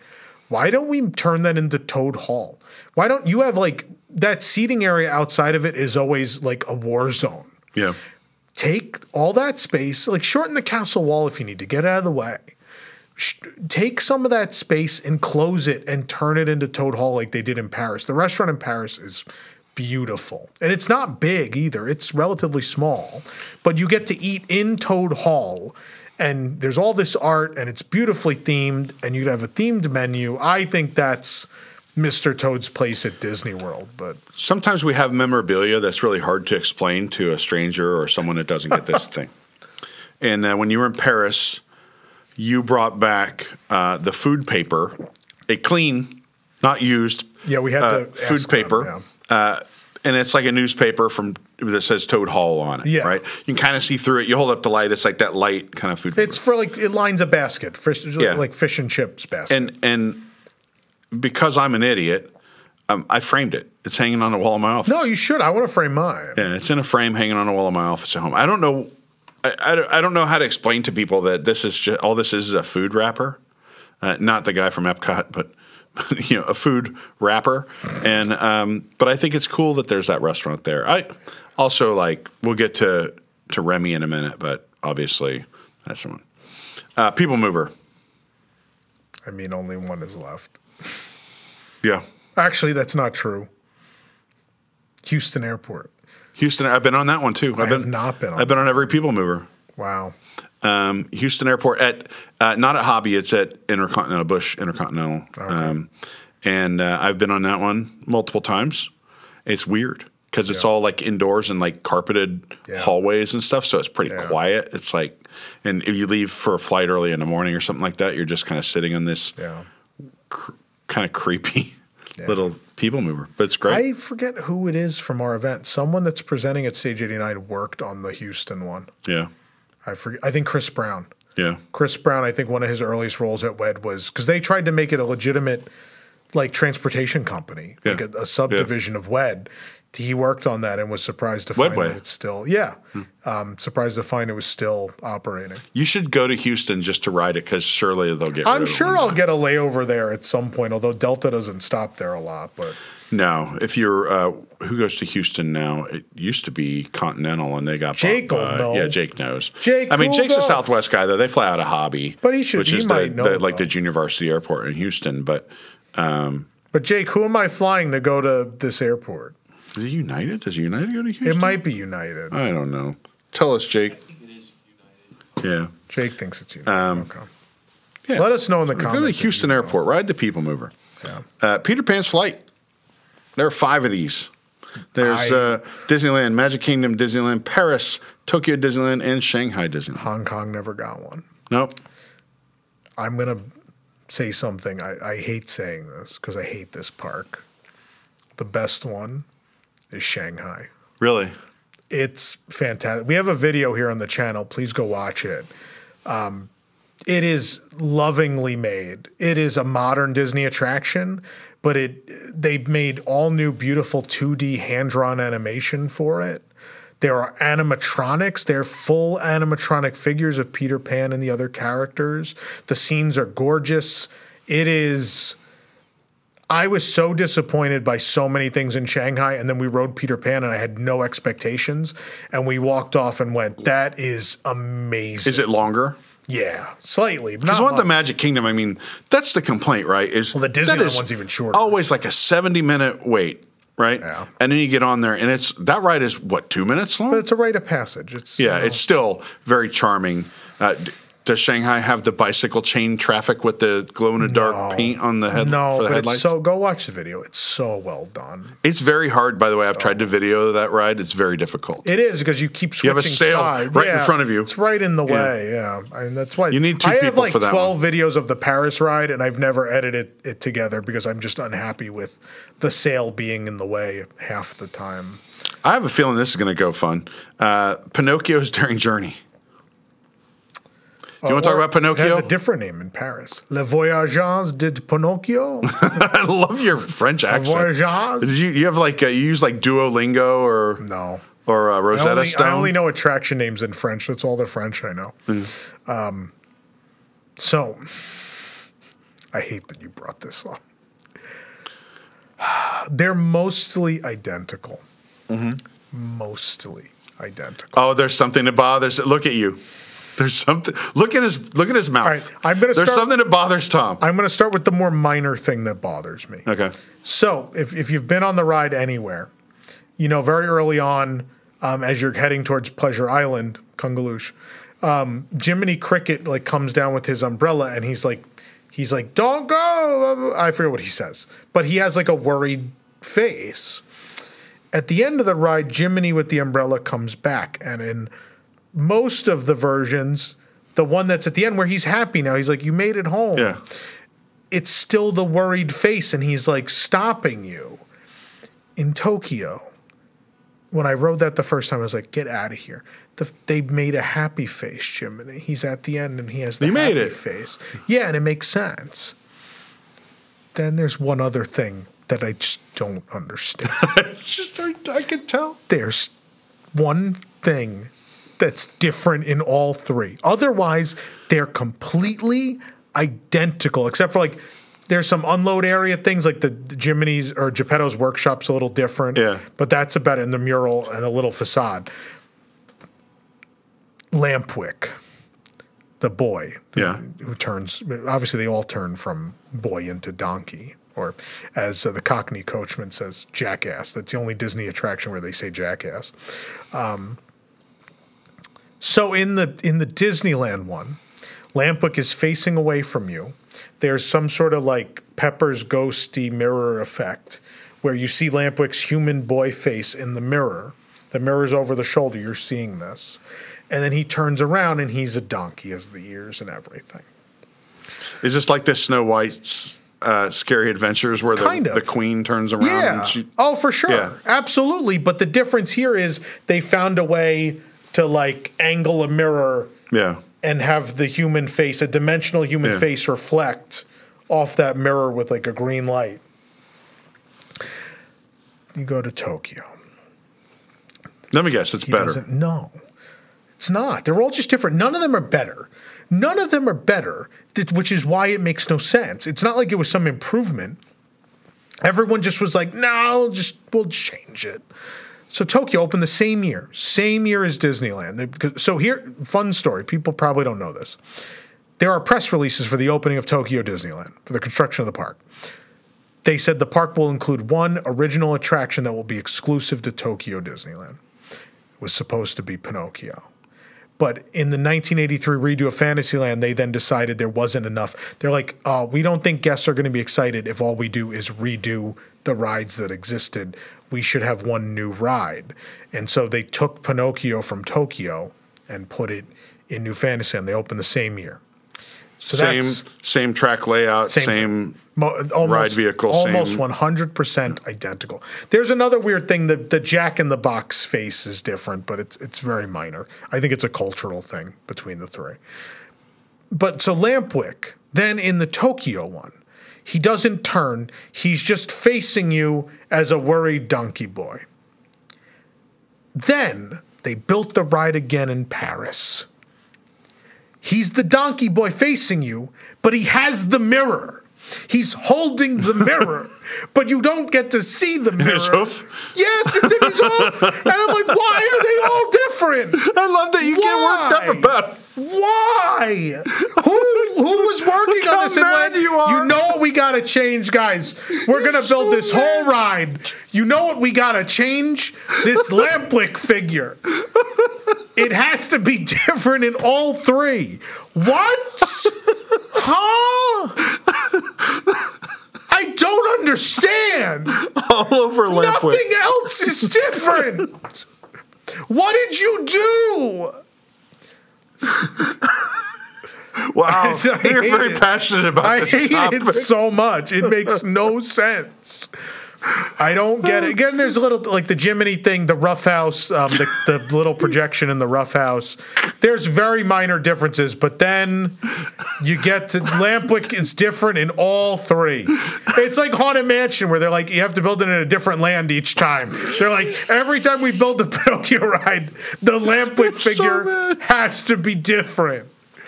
Why? Why is it different? Now we have 4 people turning into jackasses about this topic. So wow. Stupid. I just don't get it.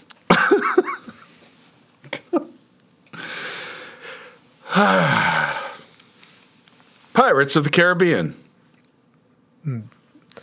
Magic. So someone commented last week on one of the shows, I forget which one, they're like, you know, I don't think it's fair to call the Walt Disney World one the worst. Like, it's a great attraction, blah, blah, blah, blah, blah. And it's spoken truly like someone that's never been on all the other ones. I know someone that prefers, I know one person that prefers the Magic Kingdom version to Disneyland. Not me. The one at Disneyland's maybe my favorite ride. They're all better. We got, like, Mark was forced to build a shortened, cheaper one. He got some of his wishes, right? He got to build his really immersive queue, and he got to build a ride where you don't go back up a waterfall nonsensically, right?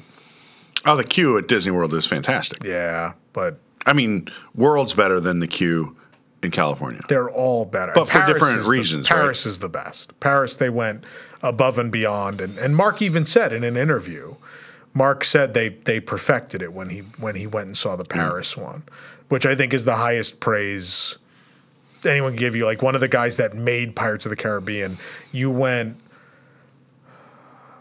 25 years later, you went and built Pirates of the Caribbean, and he said, you guys perfected this. I don't think you can get higher praise than that. Yeah. Obviously, we've talked about it before, and people talk about it because on YouTube it looks really impressive as Shanghai. Screen-based, but it looks really cool. It's neat, but I hate it. It's just all screen, and it just feels... It doesn't feel like a Disney ride. It feels like a Universal ride. Yeah. There's one on the list that I say feels like a Universal ride. Ratatouille. Is that it? Remy's Ratatouille Adventure. Is that the one you mean? No. Oh.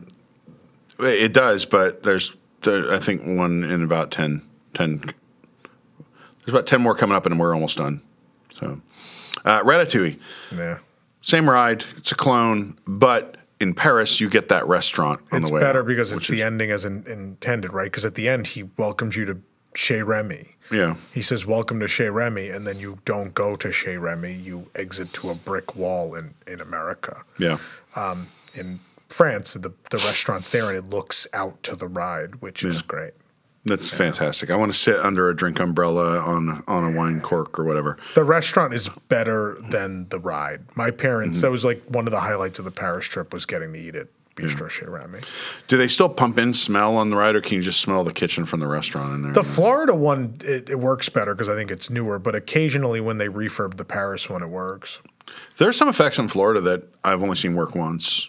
Yeah. When they fire up the oven? No. But the underneath, When you're underneath, of the burners, yeah. The burners. It usually works. The wheels sometimes are, I mean, that's the only thing I like about that ride is when you're under the cart and the wheels spin. I like that. I like when you roll into the cooler and there's real physical props. Yeah, if the whole ride was that, it would have been great. Yeah. But, it was designed for a park that had no money, so they had to do what they had to do, and then Epcot didn't change it. All right, here's a ride I know nothing about. RC Racer? Yeah. What is that? It's kind of off the shelf. It exists in Walt Disney Studios Park, Hong Kong, and Shanghai. Toy Story Land. It's a big U, and the carnivals, it's super fun. It's one of those like Carnival, the ship that just goes. No, it's on a track. No. It's a coaster. Oh, it's a track. Okay. It's a coaster, and it drops, and it goes up, and it goes back, and it goes up. I don't like going backwards. I love it. It's so fun. Also, I think it's really thematic. He's on a giant Hot Wheels track. It's the big orange track piece. Yeah. And like the inside, it looks like a plastic house, like a play school house. Inside the queue, there's like pieces of, you know how you'd make like a model car, you snap them out of the frame? Yeah. They have like the frame and some pieces Oh, cool. are snapped out. And then the Paris one, the queue, there's a slot car track queue where you walk along the slot car track. That's cool. Look, it's a carnival ride, but it shows that you can effectively, Imagineers could effectively take a carnival ride and make it themed to the level of a Disney attraction, and that's what I like about it. Rock and Roller Coaster. Avec Aerosmith. Not anymore. Or Avec Iron Man. Avec Iron Man, yeah. Whoa. I mean, the Florida one Excuse me. The Florida one was always better. Yeah. The Paris one was always nonsensical. Like the pre-show, like you load in a room and he's just not even talking to you. He's like mumbling to a designer for a roller coaster. And then they open the doors and you go out and I don't know. It's just a big room full of lights. I mean, still better than Avengers Flight Force because most things are. But the Florida one was always better. Roger Rabbit's Cartoon Spin, Disneyland and Tokyo Disneyland. Are they clones? Except, did Tokyo Disneyland make the changes that Disneyland made about a year and a half ago? No. Where So now again, Jessica this Rabbit is- is like this gumshoe. Yeah, so that's the other thing, right? This museum, like Tokyo Disneyland, what's amazing is the first time I went in 2018, it was already kind of a museum of like Disney Parks history. In the last 5 years, so much has changed at Disneyland and Disney World that now almost everything in that park is a museum piece, right? So Original Country Bear, Splash Mountain, Roger Rabbit as it was. Like it's all there. Yeah. And so like it's a better Roger. Here's what I will say is before the refurb, I still would have picked Japan because it was maintained. Everything looked good, worked. I had a laundry list of broken effects in the California one. When they did the refurb on the California one, they fixed everything. They just changed the story. They did, but they fixed all the other stuff, so Yeah. it looks good. The ride looks good. Seven Dwarfs Mine Train, Shanghai and Magic Kingdom. Magic Kingdom. Yeah. Shanghai does not have the end scene. Oh, with the That's little house exclusive and to the us. They have Dopey. You can watch. We have where the Shanghai. Dopey ripped her arms off, or did she rip Dopey's arms off? We I have forgot. the Shanghai Mine Train ride. There's a video here on the channel if you want to watch it. No, I think because they knew they were essentially replacing the classic ride, we have a bunch of differences. Number one, we have several references to the old ride. So there is the This Way sign in the load area. Yeah. That's from Snow White's Scary Adventures.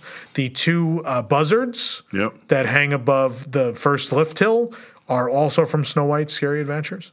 And then we got a whole end scene which uses several props from that attraction. They built the whole cottage this whole scene and the witch animatronic is all exclusive to Florida. The Shanghai one just has Dopey, a static figure of Dopey pops out of a tree and waves at you. That's all that's there. Also, instead of looking out from the drop and seeing Beast's Castle and this beautiful new Fantasyland, you essentially see smog, power lines, and factories from the Shanghai one. So the Florida one, the winner, not even close. I do. This is a short coaster, right? If there weren't that slowdown in the middle, it'd be very, very short. Yeah. I love the trains themselves. The rocking, they're not the most comfortable if you're a bigger person, right? You get your kneecaps between like a U-shaped bar. Yeah. But I love it's very smooth and you can kind of bank and rock the thing. I just think it's great. I like Mine Train. Skyway. Any? I only ever rode the Florida one. Yeah. Okay. Slinky Dog Zigzag Spin. Yeah. There's Tokyo, Hong Kong, and Shanghai. Is it in Shanghai? They have it. According to this, maybe they do. Yeah, it might be. It's dumb. It's really dumb. All identical. It's one of those. I don't know what they call them at like the county fair. You know the thing where it goes in a circle, but it goes up a hill and back down. Yeah. Like sometimes there's the more intense ones at those parks where it goes really fast and the car swings back and forth. But it's kind of that, and all you do is get thrown to one side of the car for 2 minutes. It's very uncomfortable. It's cute to look at from a distance, but it's not a fun ride. I don't think kids even really enjoy it. I think that's why they were like, we're not building that in Florida. Let's do a coaster. Snow White's Scary Adventures. That's Disneyland, formerly at the Magic Kingdom. Well, Disneyland Paris, Tokyo Disneyland. Used to be a Disneyland. Now it's Snow White's Enchanted Wish. Which turned out great. You know, we were so worried because that was at such a dark time for the company. Yeah. They pulled it off. It's a really well done update. Was Kim Irvine the lead on that, or was she just the PR face? She for that might one? be the PR face. I'm sure she worked on it some because Disneyland's kind of her park, though. Yeah. They did her team. They did a good job. I was very surprised. I was ready to be like, oh, they're going to ruin this. They took our witch away. And the ending, and then I wrote it, and I go, they really did I think a it's nice. job. I think it's nice. There's some weird things, right? The bridge that got turned into a magic mirror, where they just like stuffed the magic mirror under the bridge. That's silly. And then like the end scene with the witch, where they cram them into like it's basically this wall behind Eric. It's that amount of space, and they just stack the dwarves and put her at the top, and the whole scene takes place in this much space. Other than that little sequence, I think they did a tremendous job. But the Tokyo one is cool because it's mostly the 70s Magic Kingdom one. Yeah. Where you die. Yeah. You get murdered by the witch. Yeah. Right? So in our original one, she dropped a giant diamond on you, but she drops a rock on you, and she doesn't die in the Tokyo one. She kills you. Because for those that don't know, these Carnival dark rides, the idea back in the day was they were all meant to be scary, right? The reason they were all scary was on purpose. So Toad and Snow White and all of those were scary because that's how those were. And usually they'd end with like a big scary moment where you kind of die, right? Toad, you went to hell. Snow White, she dropped the giant rock on you. They changed that in the 90s, but... you notice that Little Mermaid, right? In the movie, Prince Eric very clearly murders Ursula with a ship. Yeah. Right? With a sharp, pointy front of a ship as a weapon. Yeah. And in the attraction, she's just like, "Rah!" Off in a distance. You know, I don't know. Like, I'm leaving now. I don't know. We don't murder characters anymore on rides, I guess. They stay away from conflict in rides now. Yeah. Soarin'. That is DCA, Epcot, and Tokyo and Shanghai. Tokyo Disney Sea and Shanghai. If we eliminate the film, the Disney Sea one is the best. The queue is the aesthetic and the fantastic, queue. and the vehicles are themed. Like they actually themed the vehicles. They're not just big silver, nonsensically long hang gliders. They are the Dream Flyer. Yeah. And they look like Da Vinci flying apparatuses, right? Yeah. Now, film-wise, whoever's running the original Soarin' is my favorite. Winning. And you know who that is right now? I never get to say this. Walt Disney World. Yeah, Epcot. Yeah, Disney World, a rare win. Yeah, that is true. Yeah. So I think everybody agrees that that's the best one. I don't know anybody that's like, can we just have the newer one that, you know, I'm sure those people exist. There's some people, but a majority of people like over California. Space Mountain, Disneyland, Magic Kingdom, Disneyland Paris, Tokyo Disneyland, and Hong Kong Disneyland. So many of these are so different. Yeah. So here's the thing. Like the Tokyo one is kind of the original Disneyland one from '77. They did a weird update, but they never added music. It's bad, right? That's why they're bulldozing it and going to build essentially. The belief is it's Cosmic Rewind, but with an original IP, right? With Space Mountain being the IP. So Hong Kong was being built in 2005, and that happened to be when Paul Pressler and Cynthia Harris had run the Disneyland Space Mountain into the ground.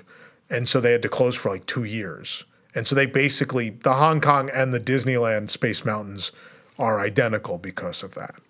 Obviously, Walt Disney World is its own thing. It's the original, opened in '75, probably more akin to Matterhorn than it is to any of the other Space Mountains.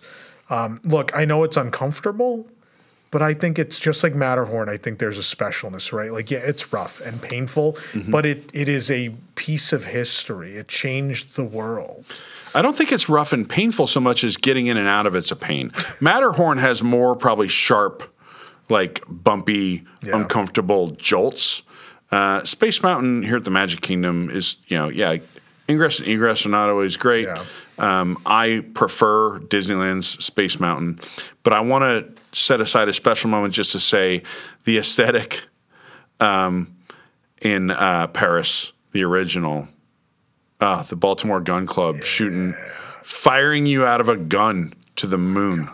And that hasn't worked in decades. And I know, but it was... The belief is it will never return. But the rumor is, obviously next year is the 30th anniversary of the original Space Mountain in Paris.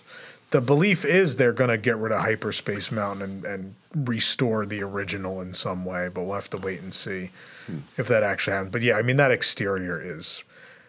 So the weird thing about the Paris aesthetic, one, what's cool about the Paris one is I think it sort of continues the lineage of the 75 original at Magic Kingdom, right? And that had never been done before. A roller coaster completely in the dark. They tried to use computers to design it. Then in 95, they're like, well, no one's ever done, linear induction launch, onboard audio. That's all new.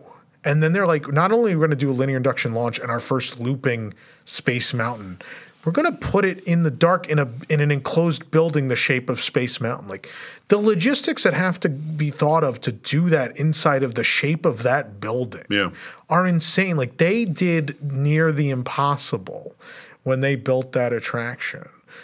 So like, look, I don't like the ride. I get a headache every time I ride that one, but I will always ride it because it was such an achievement. What an achievement those guys had. 2 rides give me a headache at Disney parks. Yeah. Expedition Everest. And Beauty and the Beast sing-along. Well, yeah. And sometimes Mission Space occasionally. Yeah. I don't really care for Rock and Roller Coaster. I don't have negative thoughts about it. It's just like it's I don't mind going upside down and all that stuff. It's not something I want to do all day long, like some people. Dinosaur can kind of get you going a little bit every now and then. It gets the sudden changes in direction, so it just could be uncomfortable. Everest is the only one that gets me. Everest is the number one ride that I'm like. That and Hagrid's. At a certain age on Everest, I was like, no more.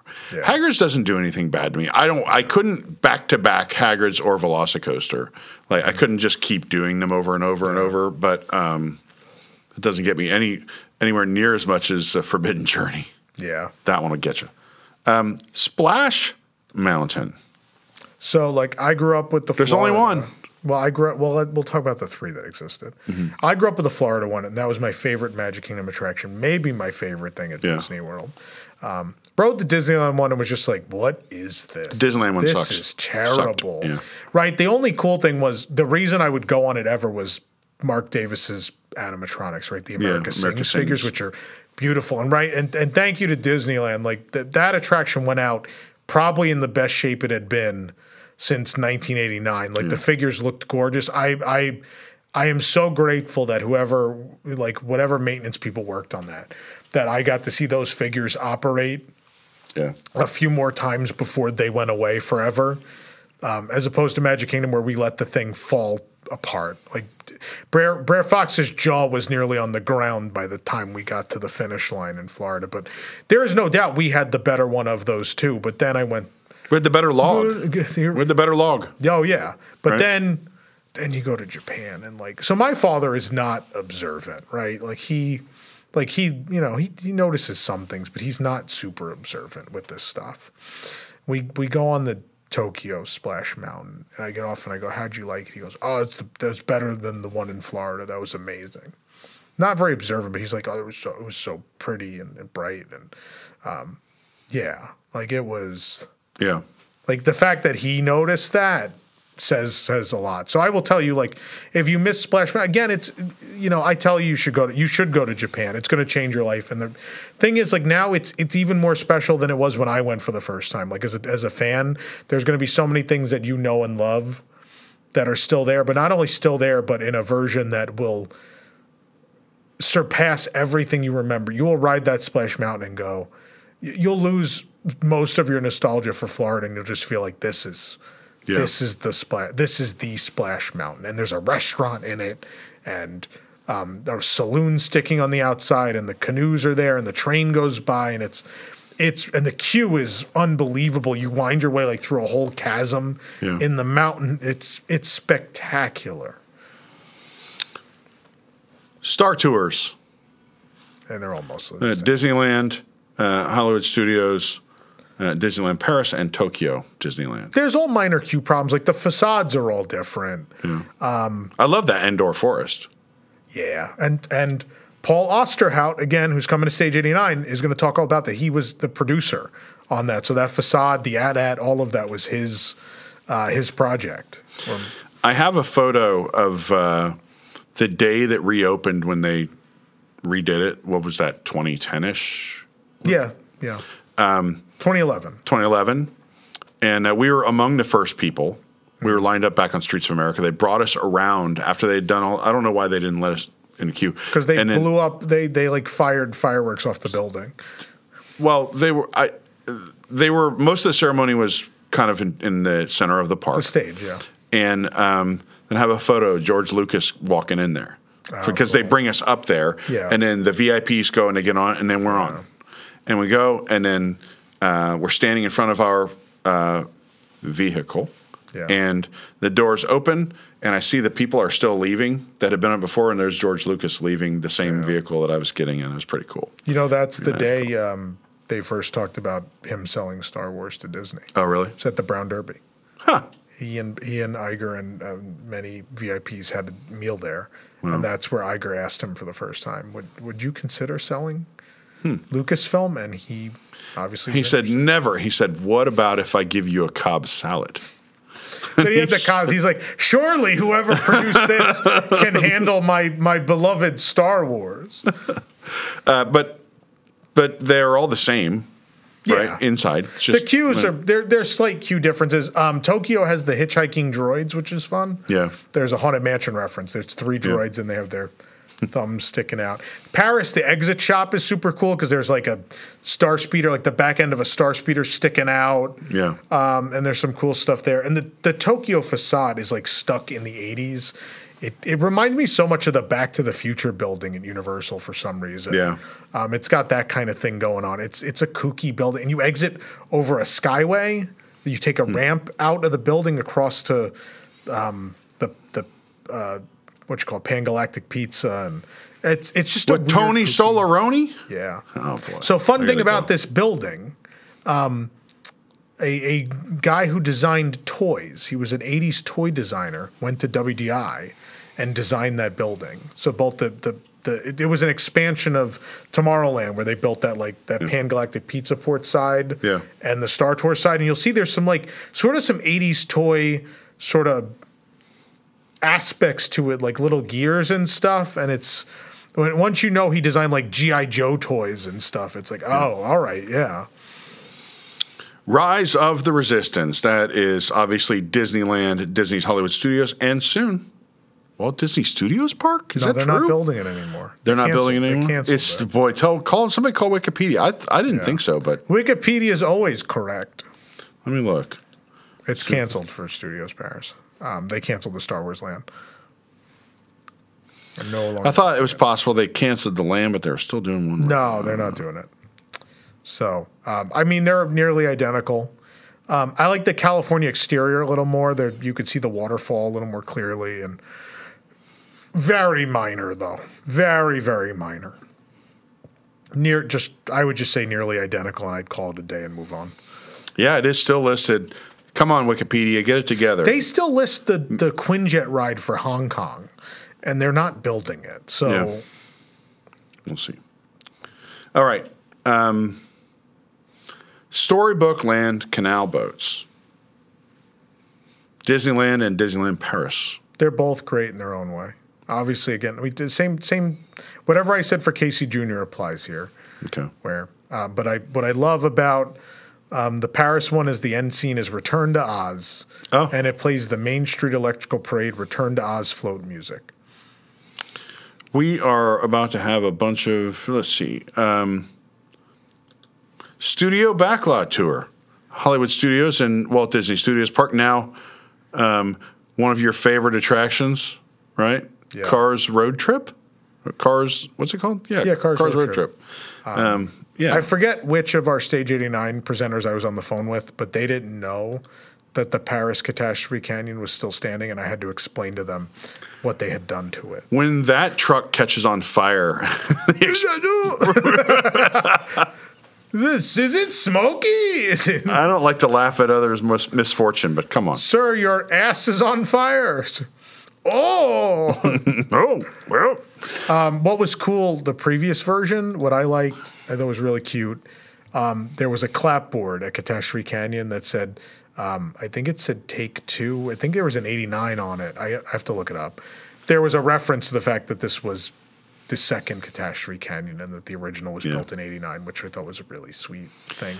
But look, I'm glad it still exists. Whether Cars Road Trip is a psychotic piece of trash or not, I'm glad Catastrophe Canyon is still standing somewhere because those guys, you'll hear at Stage 89, those guys worked hard. That thing was, depending who you talk to, somewhere between 11 and 13 months before the park opened was pitched and got built. Could you imagine today pulling that off in that amount of time? The story of the creation of that attraction is spectacular. Now, that tour, there were problems with that tour, right? So it was too long at times. They've changed things. Oh, they'll be the first to tell two-part you. thing. But Catastrophe Canyon was the highlight, right? I mean, that was so cool, and I'm sorry that it's gone. And I have friends that worked on that attraction, and they miss it dearly, and they have a lot of great feelings, and they made friends and even spouses and things like that out of it. And I always will have a soft spot for the Studio Backlot Tour. Yeah. Toy Story Midway Mania. That is DCA, Hollywood Studios, and Tokyo Disney Sea. Yeah. The Disney Sea facade is unbeatable. It's like Coney Island. It's gorgeous. It's really pretty.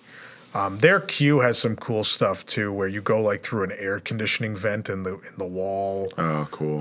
There's some cool little different stuff in their queue, but the rides they're identical. Hollywood Studios is better than DCA for that. DCA, I don't like the queue at all. It's like I'm in grandma's house or something. It's not themed. It doesn't make me feel like I'm in Toy Story. It's because it wasn't supposed to. It was supposed to be Victorian Pier. Yeah. Garbage. I like the little scene at the exit though, where it's like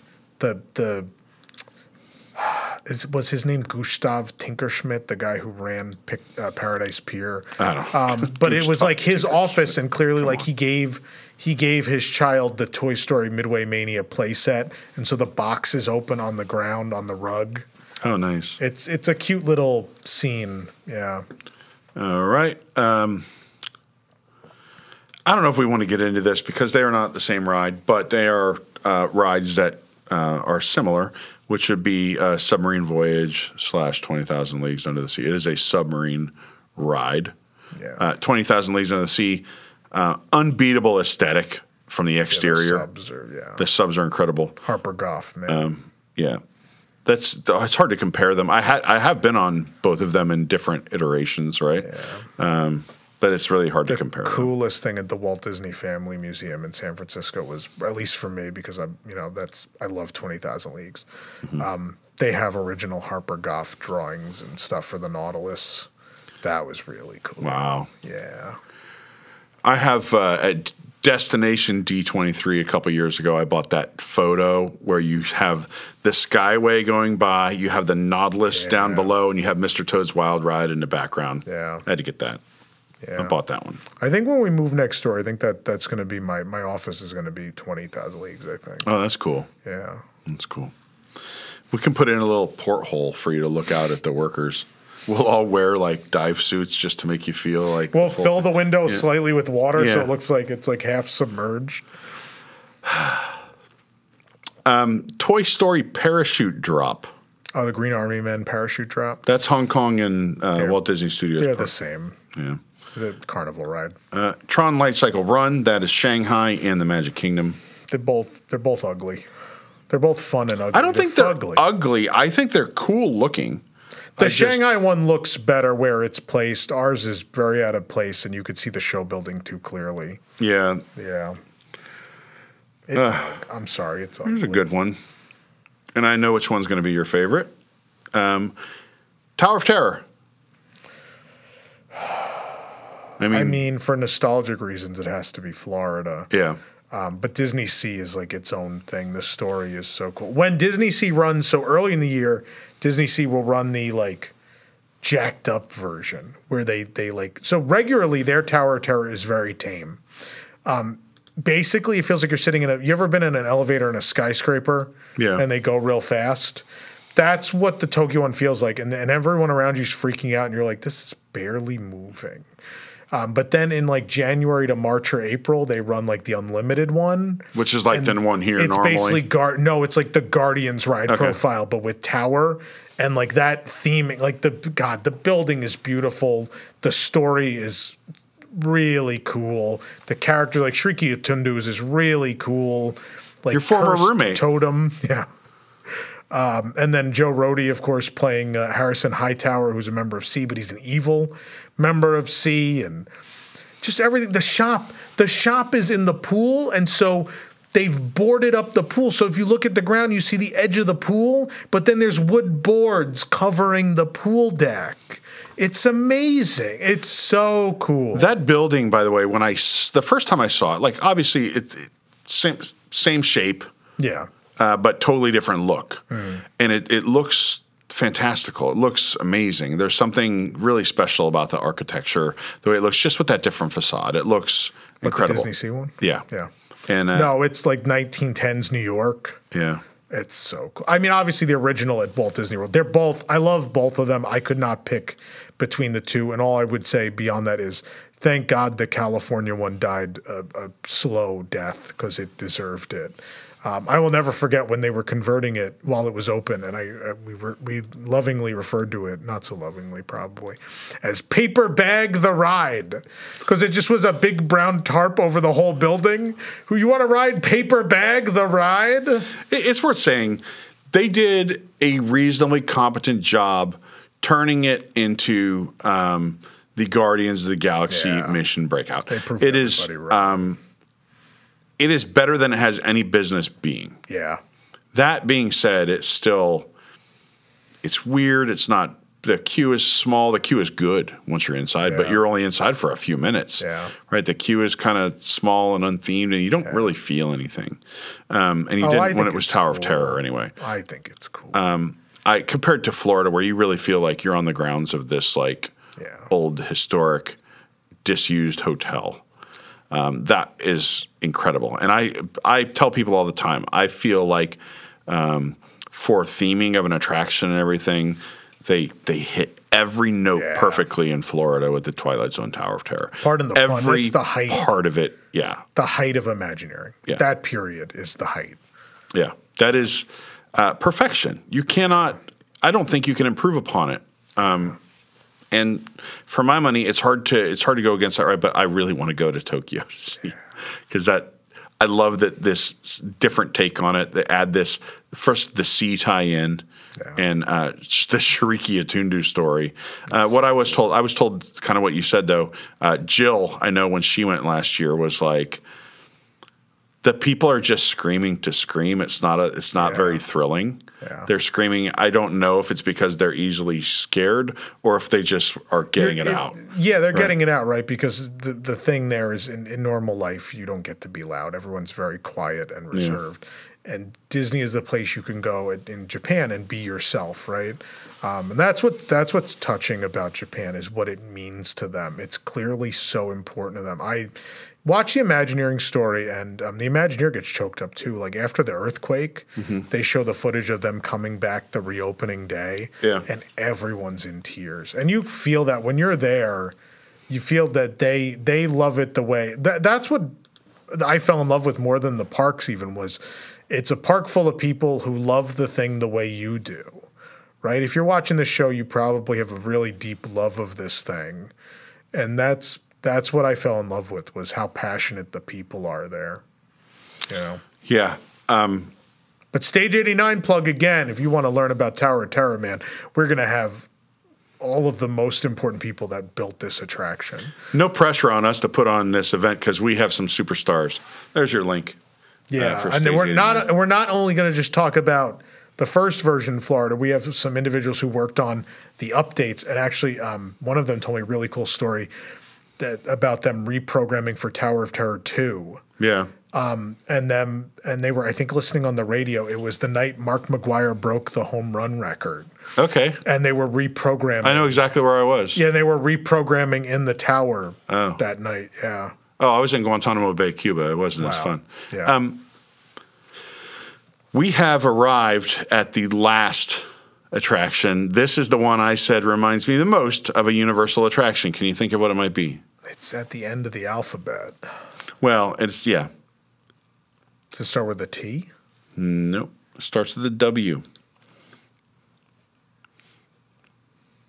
I'm blanking. Just go. We're running long. Web Slingers. Oh, gross. A Spider-Man adventure. They're both garbage. And not to denigrate Universal, I do think they have some great rides. But it has the feel of a Universal ride, which is very heavily based on screens. Yeah.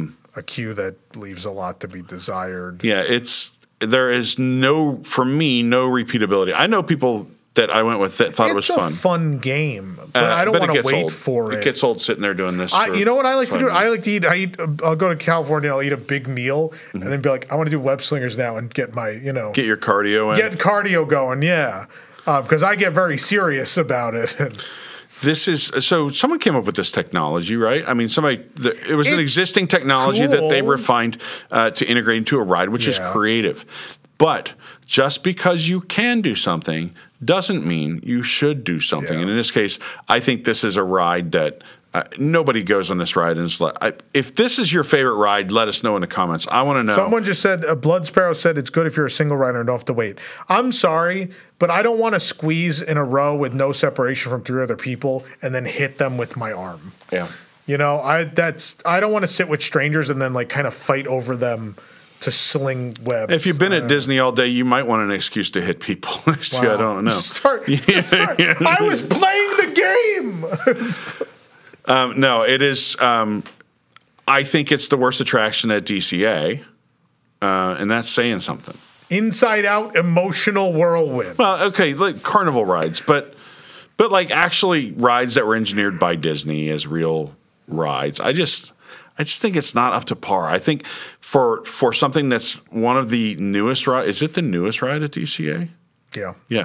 For the newest ride that you have, to lay out some turd like this is inexcusable. And I don't know if it's the budget or Avengers Campus in general sounds like a cool concept, even though it doesn't make any sense in a park about California. I hate it. But it just I've never been let down as much as I was by Avengers Campus, with the exception of the Stuntronic, like Spider-Man. Everything else in Avengers Campus has been a letdown to me. I like the Pym food. That's about it. Both of the Pym restaurants. It's fun. It's a fun idea. I like that cake. I had the cake. It's not going to bring me back. They replaced the Choco Smash candy bar with the cake. That cake is deadly. I love That bar, I hate so good. that stupid bar outside of Pim Kitchen where you Yeah, have to that wait could in have this been better. awkward. You have to get you go up to the bar and they point and there's a line like 50 feet away of people waiting in a line that's not marked as a line. I don't know. It's just weird. I'm with you. I want to like it. I like Marvel. I like the idea that they were going to have this thing and I think nothing is more indicative of the failure than Web Slingers. I just think it's if so anything summarizes the Bob Chapek era of the Walt Disney Company, it will forever be Avengers Campus.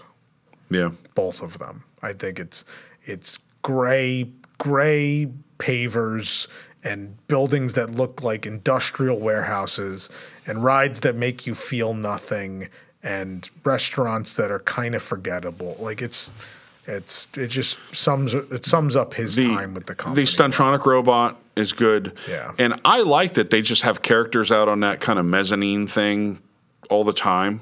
Yeah. You can see, and they can mix in. Look, they had Moon Knight out, like characters that you don't see a lot of. But it's so hard. In California, the way the land is laid out, it's so hard to see stuff. And when they do run, sorry, I hit the mic. When they do run shows, the whole like middle of the land shuts down. You can't even. I had to pick up a mobile order. I couldn't get to the door of Pim to go get it. I also think the theming there just there's some bleed between Cars Land and Avengers Campus, where you're trying to ride Mater's Junkyard Jamboree and you're hearing Avengers stuff going on, or you're trying to immerse yourself in the Avengers feel and you're hearing Larry the Cable Guy singing. You know, I just think Cars Land was so perfect. Missed opportunity because Cars Land is so good. It was so perfect. They had to ruin that side of it. Ugh. Makes me sad. It is sad. But we have also arrived at the end, which is double sad. Yeah. We've arrived at the end of the podcast. We're actually going to be recording another one in just a moment because we're going to have to do two today. Well, we have to see. Jake might have to go. No, Jake's flight is tonight. He'll be okay. I thought it's like in 2 hours. Yeah, I don't know. We'll see. We might not have an episode in 2 weeks, or we might have a very short episode coming up. We'll cut this one in half. Wiggs, you can hang out with us for a few minutes here. And for the rest of you, thank you so much for joining us on this episode of the WDW News Today podcast. We'll see you next time. See you real soon.